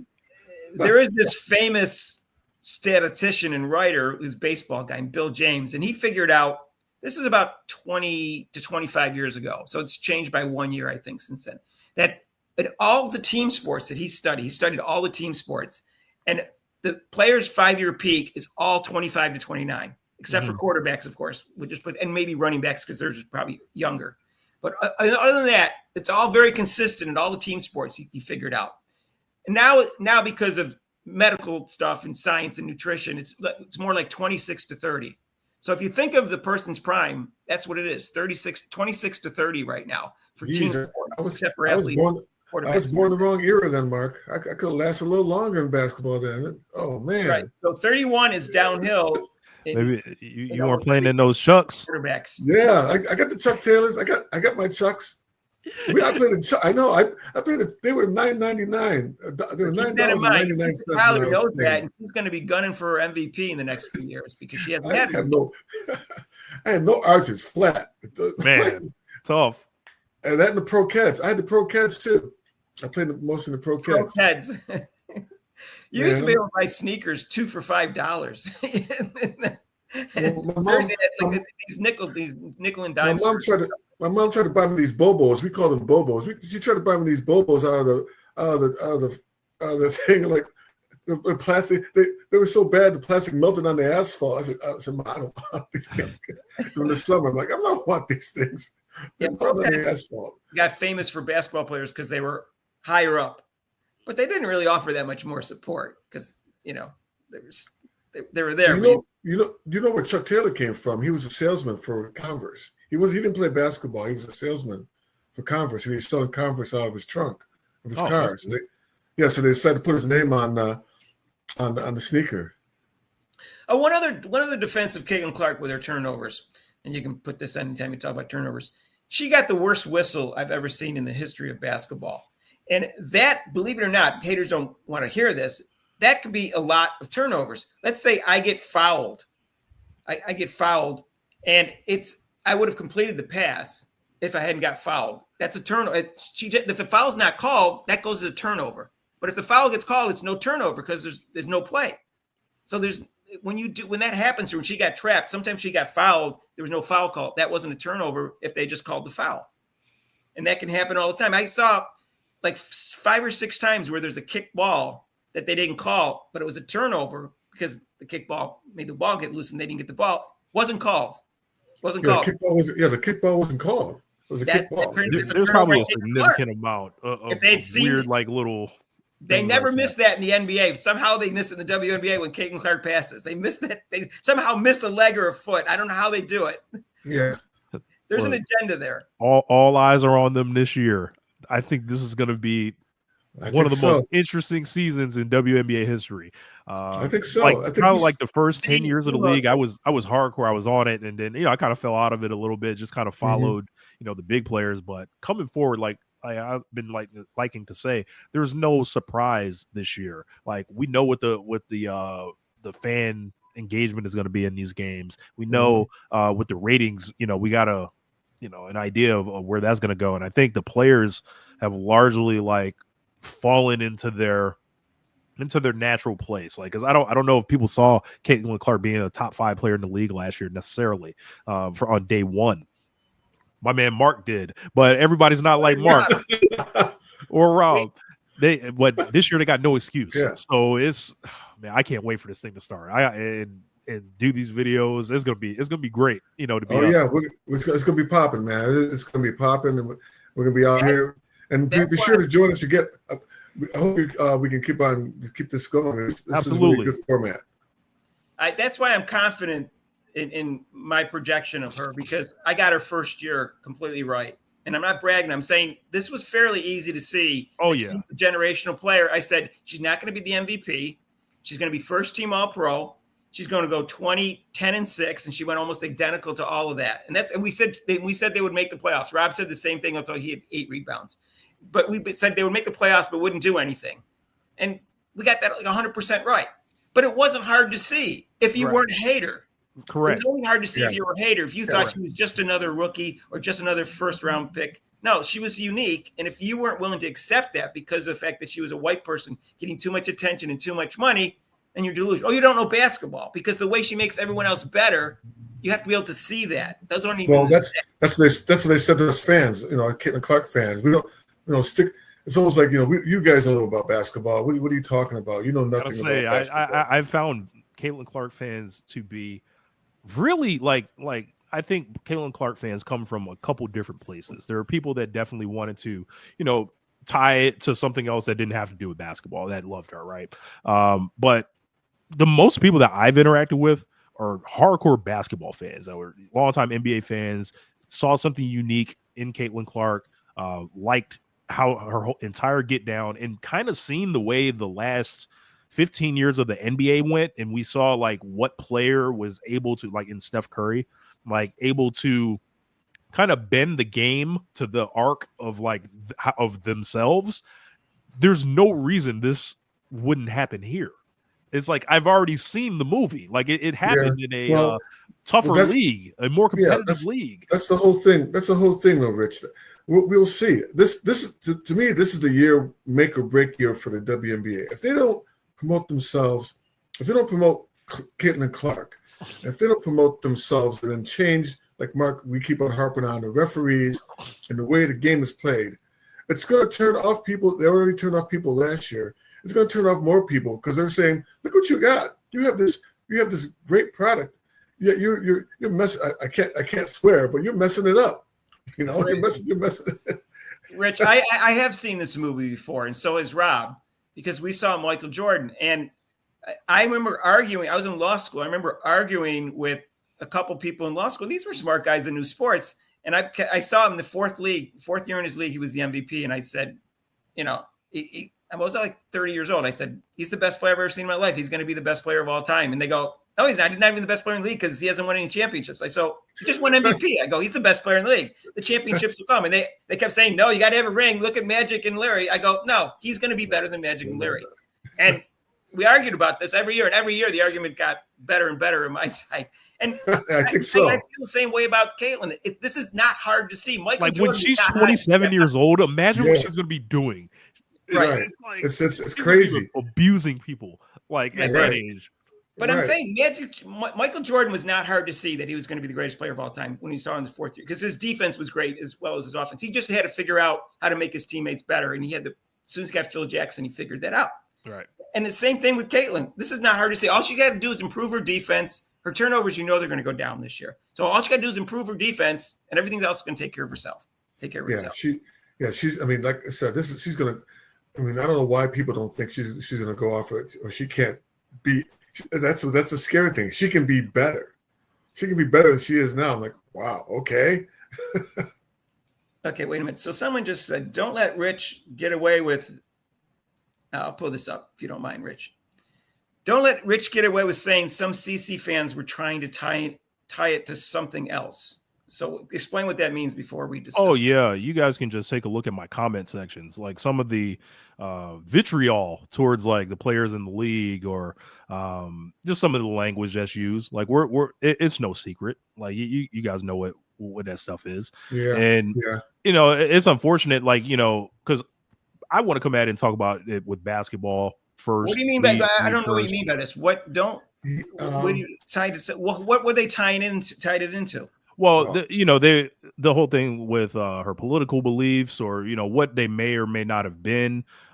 I didn't care, whatever she had going on, but a lot of people were going up for her in a enhanced way to take it out either on other players in the league, or the reflection of society itself. And I thought a lot of that stuff that helped amplify what was going on, but ultimately, I think it comes back to the game. Like, she's so special that she's going to bring people from all walks of life that I think are all going to have to get in the tent together, put the get along shirt on, and like, this is who we're riding with. Like that song. But you know that song, right? Come on, ride the train. Yeah. The train. Woo, woo. Come on, ride the train. Let's go back to your because you're the first Caitlyn Clark podcaster who's a fan, not an Angel Reese delusional person, who said this wasn't partly because Caitlyn Clark was white in terms of why they were trying to hold her down. I don't understand how you can conclude that based upon the overwhelming evidence that that's what was taking place. When I say, like, I don't think it was because she was white. I think it was because she was great. When she steps on court. Well, let me just stop right there. That's a reason. But the fact that she was white was also a reason. And I also think that's a reason for her popularity, too. Yes. And how much do you think? We'll discuss that now. How much do you think her popularity has to do with the fact that she's white? It doesn't hurt. Let's just say that. I'm not denying that. I think it doesn't hurt. Let's start there. But I would probably say, because there are other like white players in the league, like Sabrina Ionescu's white and straight, and I think people like to cross these up with like qualifiers and stuff like that. Kelsey Plum, Cam Brink. Those players you mentioned, though, have never got the kind of things that Caitlyn Clark got. They never had any problem. They also were never the player that Caitlyn Clark was. Like she did not. None of them represented a threat to the status quo on what this league is and who it's built around. The status quo of black lesbian women. They didn't like to have. That's what they didn't want to promote her. Yeah, but so you have a great player, like you said, but then the WNBA. You sit back, you go, so you're not going to promote her because why? Because of you might hurt someone's feelings, and whose feelings are you hurting? The black player. They're trying so hard. Like if you look at like the WNBA social media account, for example, it's like they try so hard not to show favoritism to Caitlyn Clark. It becomes noticeable. So it's like, okay, let's talk about why you're doing this. Is it like, are you trying to like not hurt the feelings of the other players in the league? Are you trying to find a way to deal with this phenomenon that hasn't been here before? Because like Caitlyn Clark is bringing all walks of life with her, all types of fans with her. Right. And I think it was quite unfair to group everyone together like as all you are evil people and stuff like that. I thought that was unfair because I think that people don't talk to each other enough, like to like understand where they may come from, to see how they feel, about certain issues. And I think that in Caitlyn's case, she's a unifier, man. Like I don't like think about us. Go ahead. Let me just cover this. Do you hear what Cheryl Miller said? Cheryl Miller had no problem picking this up, that's what was happening, that they despise her because she's white. She goes, I know what it feels like to be despised because of my skin color. She could see that was happening to Caitlyn Clark. When Asia Wilson said it's a huge factor that she's white, she's saying to me, okay, that's like 75% why she's popular. Okay, and if I'm an attorney, okay, and I could stick Breanna Stewart as Exhibit A to show you that it's completely false, that it's because Breanna Stewart was more accomplished than Caitlyn Clark. Not as an exciting a player. And she didn't move the needle whatsoever when she came into the league. It's a combination. It's a combination of things. Yeah, but she was actually went to UConn, so she had an advantage. So she should have been way more popular if this wouldn't have been.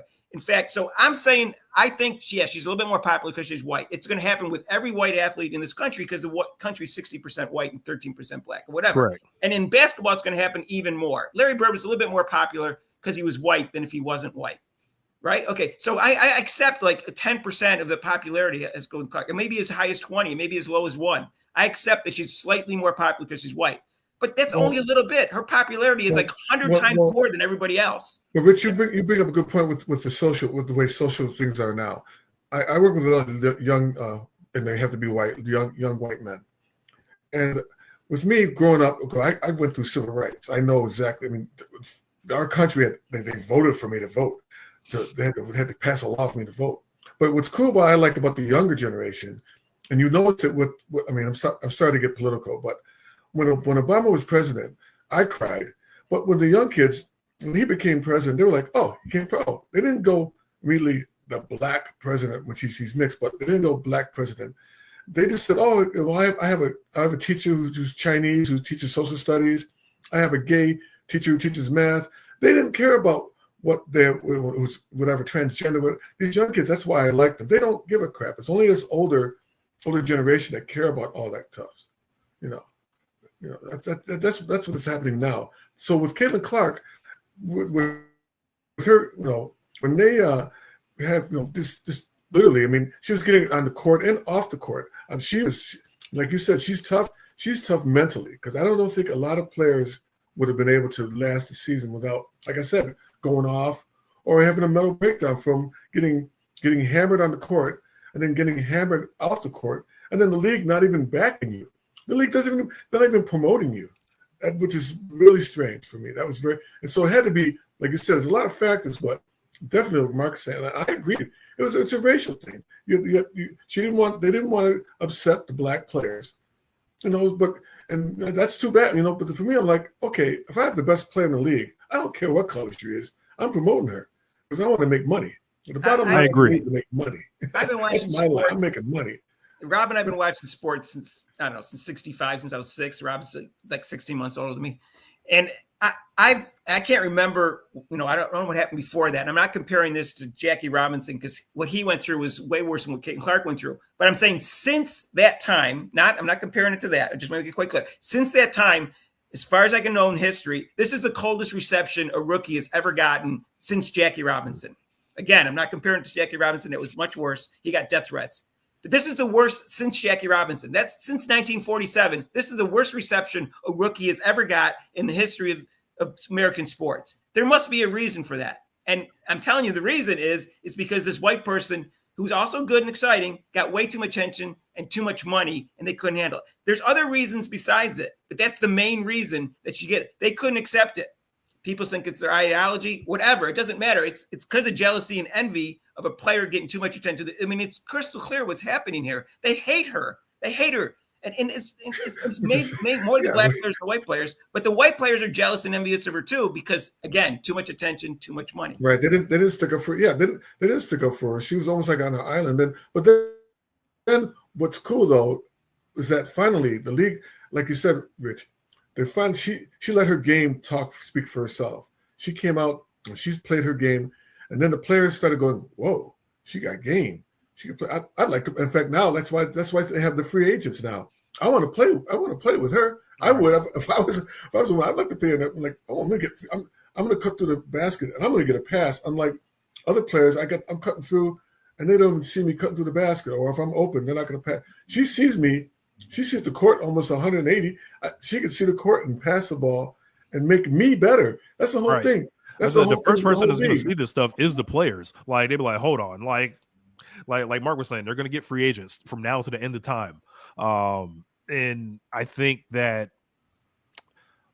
the game we'll hear people talking about not wanting to play in Indiana or like stuff like what Asia Wilson's saying about Indiana or stuff like that. But like ultimately that building's going to be rocking and rolling.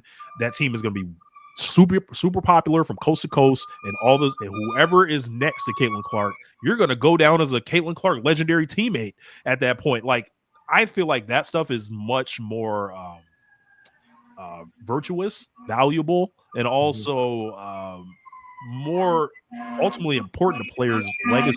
Like rather than trying to, and then there's gonna be people like, oh, I want to beat her, which is normal. That's sports. Well, Mark says he lives in the. Hey, look. Mark says he lives in a nice place. I hear a lot of sirens. He sounds like he lives in the hood, man. And people joke about it. I live in downtown Philadelphia. Downtown Philadelphia is actually nice. It didn't used to be before I got it, but it's become they renovated and it's nice and all like it's spread out. The bad parts spread out to like a mile or 2, 3 away because they renovated all these areas. But the fire department's a block and a half away. And then also I'm on Broad Street, which is there's 2 main roads going crisscross like this. And I'm on one of them.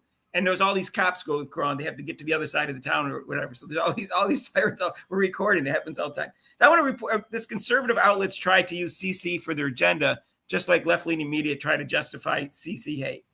Anyone, either you two want to comment on that?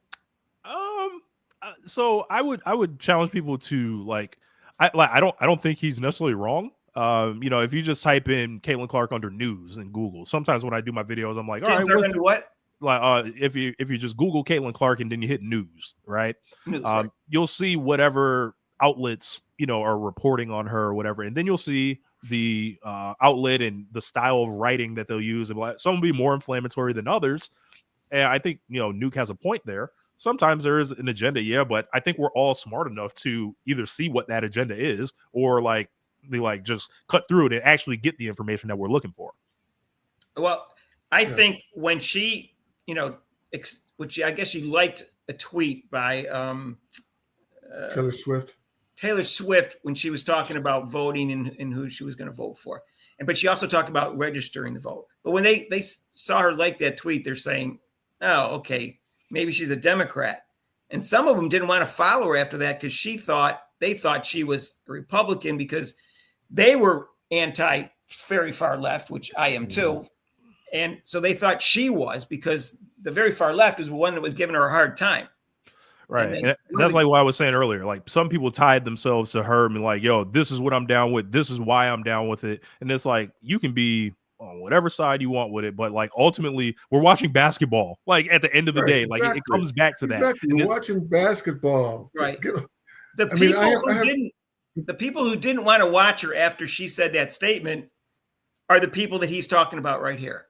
And it's true. I just don't know what percentage. Right. I just don't know what percentage are like that wanted to really stop watching because she's not a conservative. Really? Is that really why you were watching? She's the most exciting athlete since Michael Jordan. And you're worried about her politics? Like I said, the young men I work with, they hate college. They don't even watch women's basketball. He hates women's sports. But if I say Caitlyn Clark, oh yeah, I know who she is. Right? And they don't even watch her. They know who she is, and they don't even watch. She's exciting. Think there's to that. So yeah, she's exciting. She plays a revolutionary play style, and she's young, like she's new. So it's not like somebody that's been in the league for 10 years that just started catching fire. And I feel like people see this Caitlyn Clark thing and they're like, yo, we don't want to miss a train on this one. It's a new thing in basketball. Even the men don't have it. The men don't have a young star coming into the league where we're like, yo, I'm about to watch this whole story of this person right now. It's like we're at the genesis right here. And I can't wait to see where this takes us. Yep. Because like I said, this is make or break right here. I can't wait. All right, here's Jay. This is make or break. CC came out as a liberal and they still hate her. Please explain why. I just explained why. It doesn't matter what her politics are. As long as she's making way more money and getting way more attention and she's white. That's not a good combination for a black league. It just isn't. The amount she's getting the amount of attention and money she's getting is so much more than everybody else. It's deserved. And I don't blame him for being jealous and envious. I just blame him for hating her. That's what I blame him for. It's deserved attention. I'm sorry. It's deserved attention. She deserves it. Because the way and it ties into not her politics, it's because the way she plays the game. That's why. And I don't know if they're necessarily elevating Juju over Caitlyn. Like they're trying to make something happen. I don't think it's actually taking. No, they're doing both. They're trying to elevate her. They're talking. I mean, just like when she got the second most amount of scoring after her sophomore year, and they said it. That in some was headlines, funny. it said it was a record, and it wasn't Yeah. a record. Yeah, It it's not a was- record. Like, It was a record. here's what I think with all that. I'm like, all right, the first 2 years are fine. You know what happens the next 2 years? It takes off to a whole nother level, and it's like, all right, are you gonna score 35 points a game the next 2 seasons? Are you? No. And I think Robin Lundberg basically said it would be impossible for her to, like, at the current rate she's going, unless there's a huge step up. She's got a good 3-point shooter. She's got a good shooter to get that kind of scoring right now. Dropped 40 on the number one ranked team. Who's guarding me? Who's guarding me? Here's the thing. She's actually said she wants to break Caitlyn Clark's record. If she wants to be a better player, she should concentrate on not scoring anymore and become a better passer, because she's a phenomenal athlete. She could be as good a passer as Caitlyn Clark if she had the right mindset and had the right practice. She's a better athlete than Caitlyn Clark. I'll admit that. She has more size. She's not a lot quicker, but she's just a better athlete than Caitlyn Clark. Caitlyn Clark's a very good athlete, though. She's underrated as an athlete. She's quicker and faster than people give her credit for. But if she concentrated on that and made her game all around, she's already a better defender. We know that.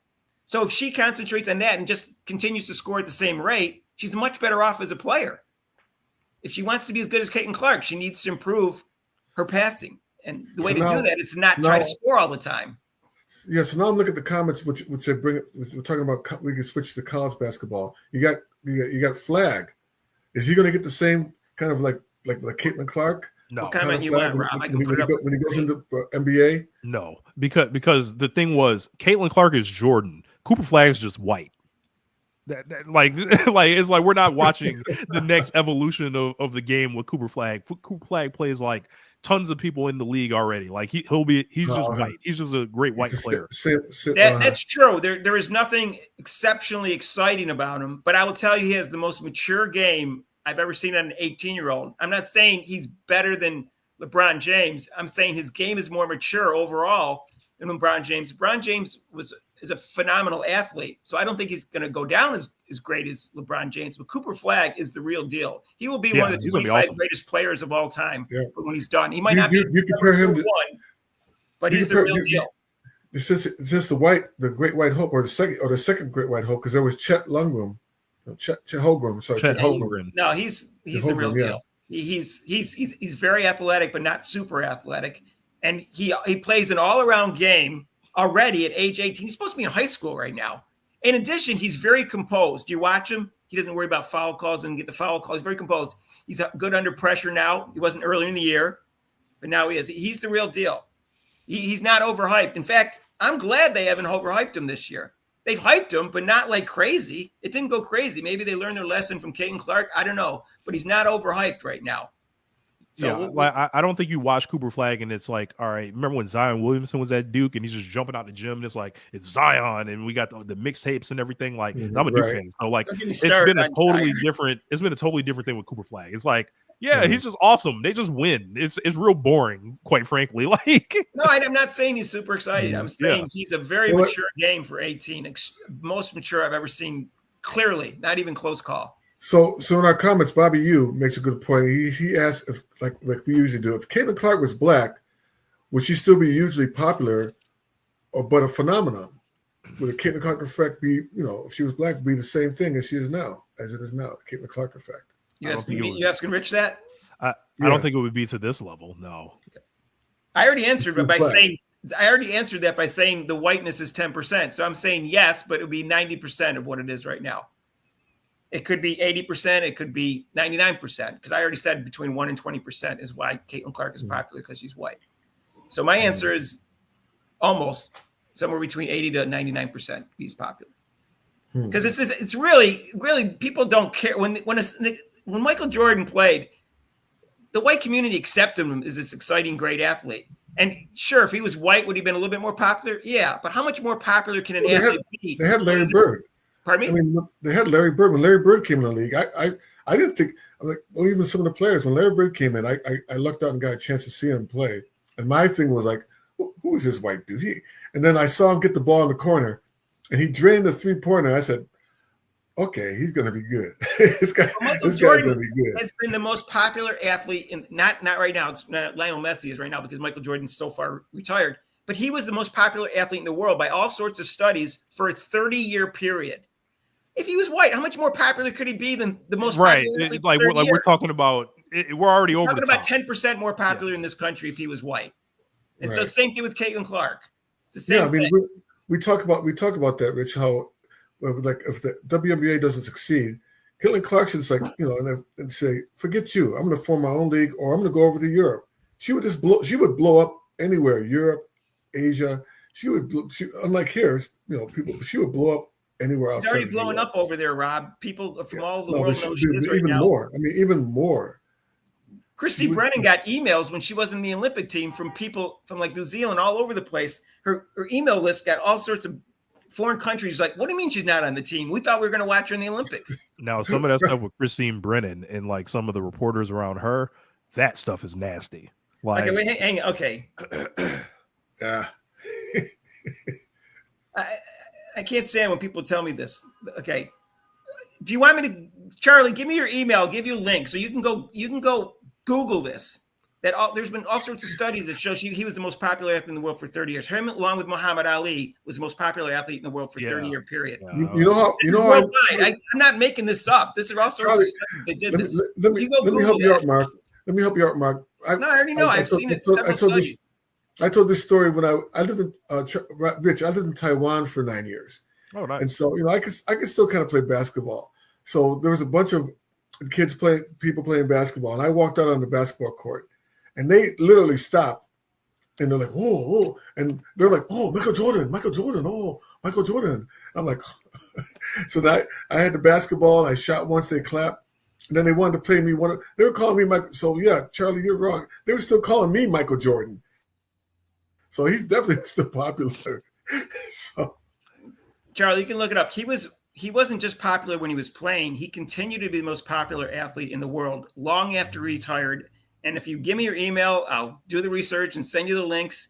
And I'm not saying every study showed that, but I've seen 2 major studies, people that evaluate who's the most popular athlete, and they said that he was the most popular athlete for 30 years. Muhammad Ali was in there also. And then Lionel Messi's taken over because Michael Jordan's so far removed from being retirement, not enough people know who he is anymore because people are obviously younger. Right. And if you don't want to take Mark literally on that, I'm like, can you get in the room? Like that, like I think that might be a better way to look at it. Can you get in the room as like the most popular person? Like Jordan was like unquestionably that.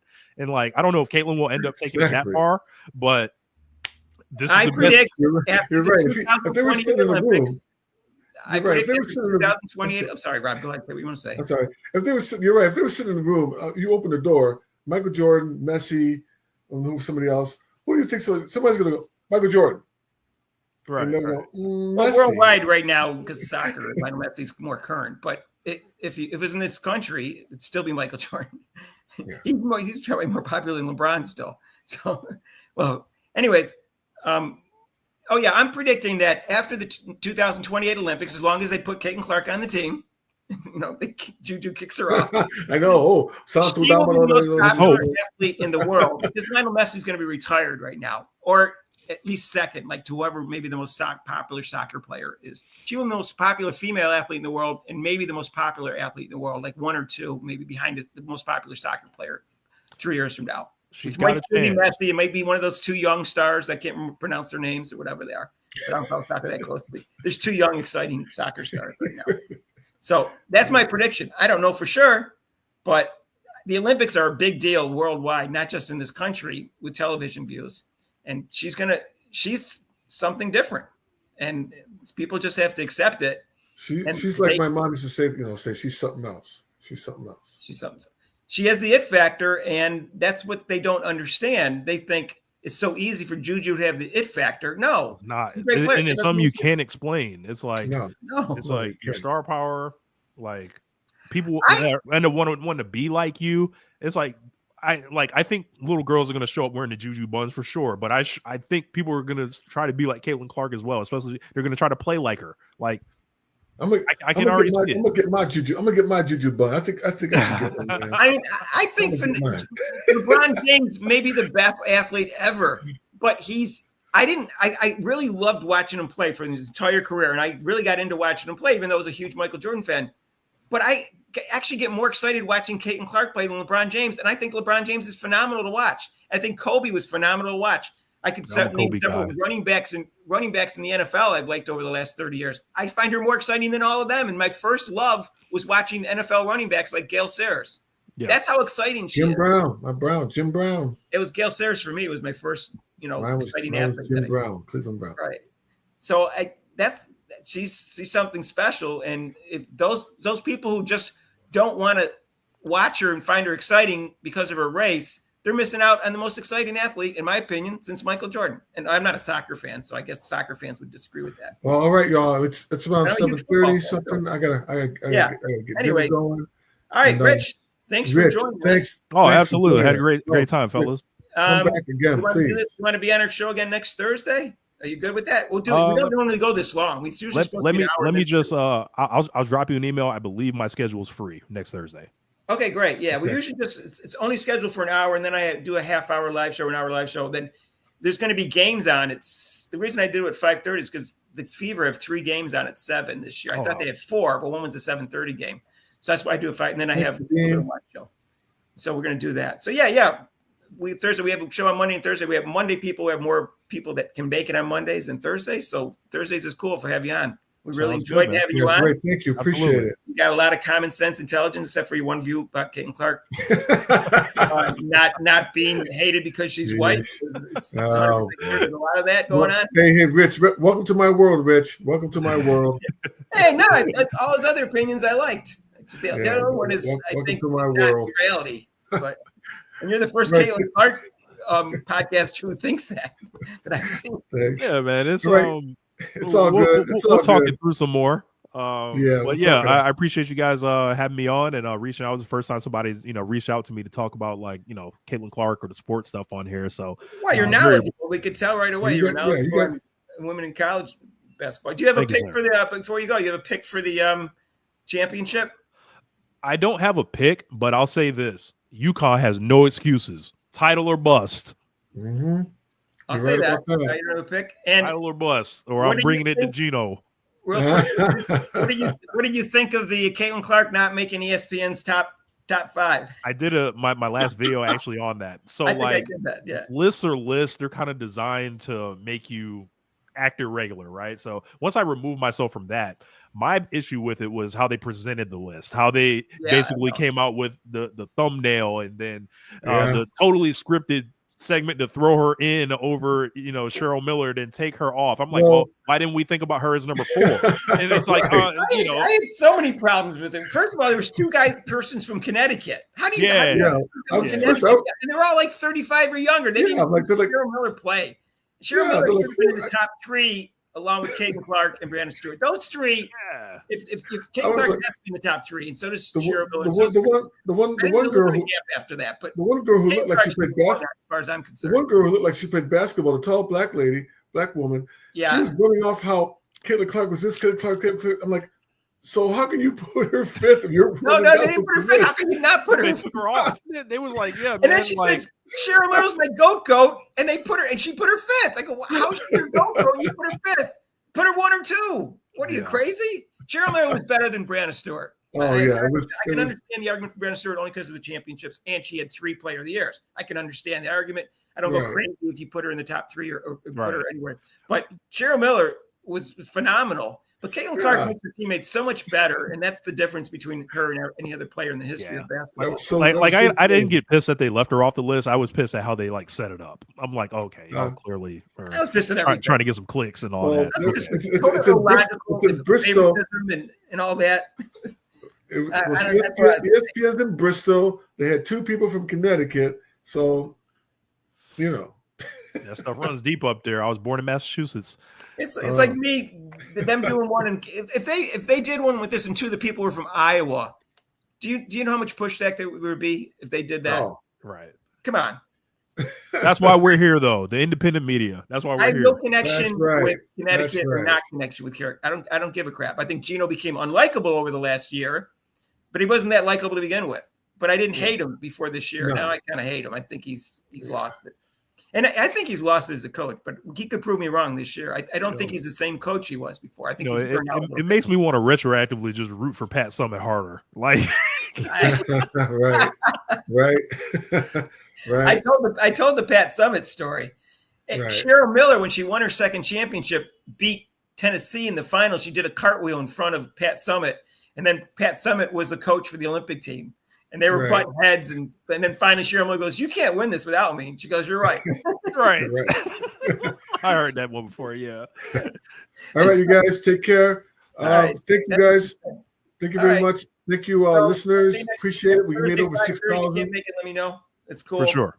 All right, everyone. Thanks everybody for the chat today, and we'll come up with some new topics next week. But we wanted to hear your opinion on some of the things we covered in the past because we like to hear new viewpoints. No doubt. Your opinion. All right, so we'll see. Enjoy March Madness, everybody. The women start tomorrow, and I'm going to check out some games of players I haven't seen, like Gina Amore. Is that her name? Georgia Amore. Yeah, I haven't seen her play yet. I haven't seen Kentucky play. So Kentucky, yeah. Rob's going to watch Audie Crooks. Can't miss her. Got to see Haley Van Lith. Thanks, Bobby. You. Yeah. All right, Cool. y'all. All right. Take care. So we'll see you later, everybody. Peace out. Peace out. Peace out. See you in the next show.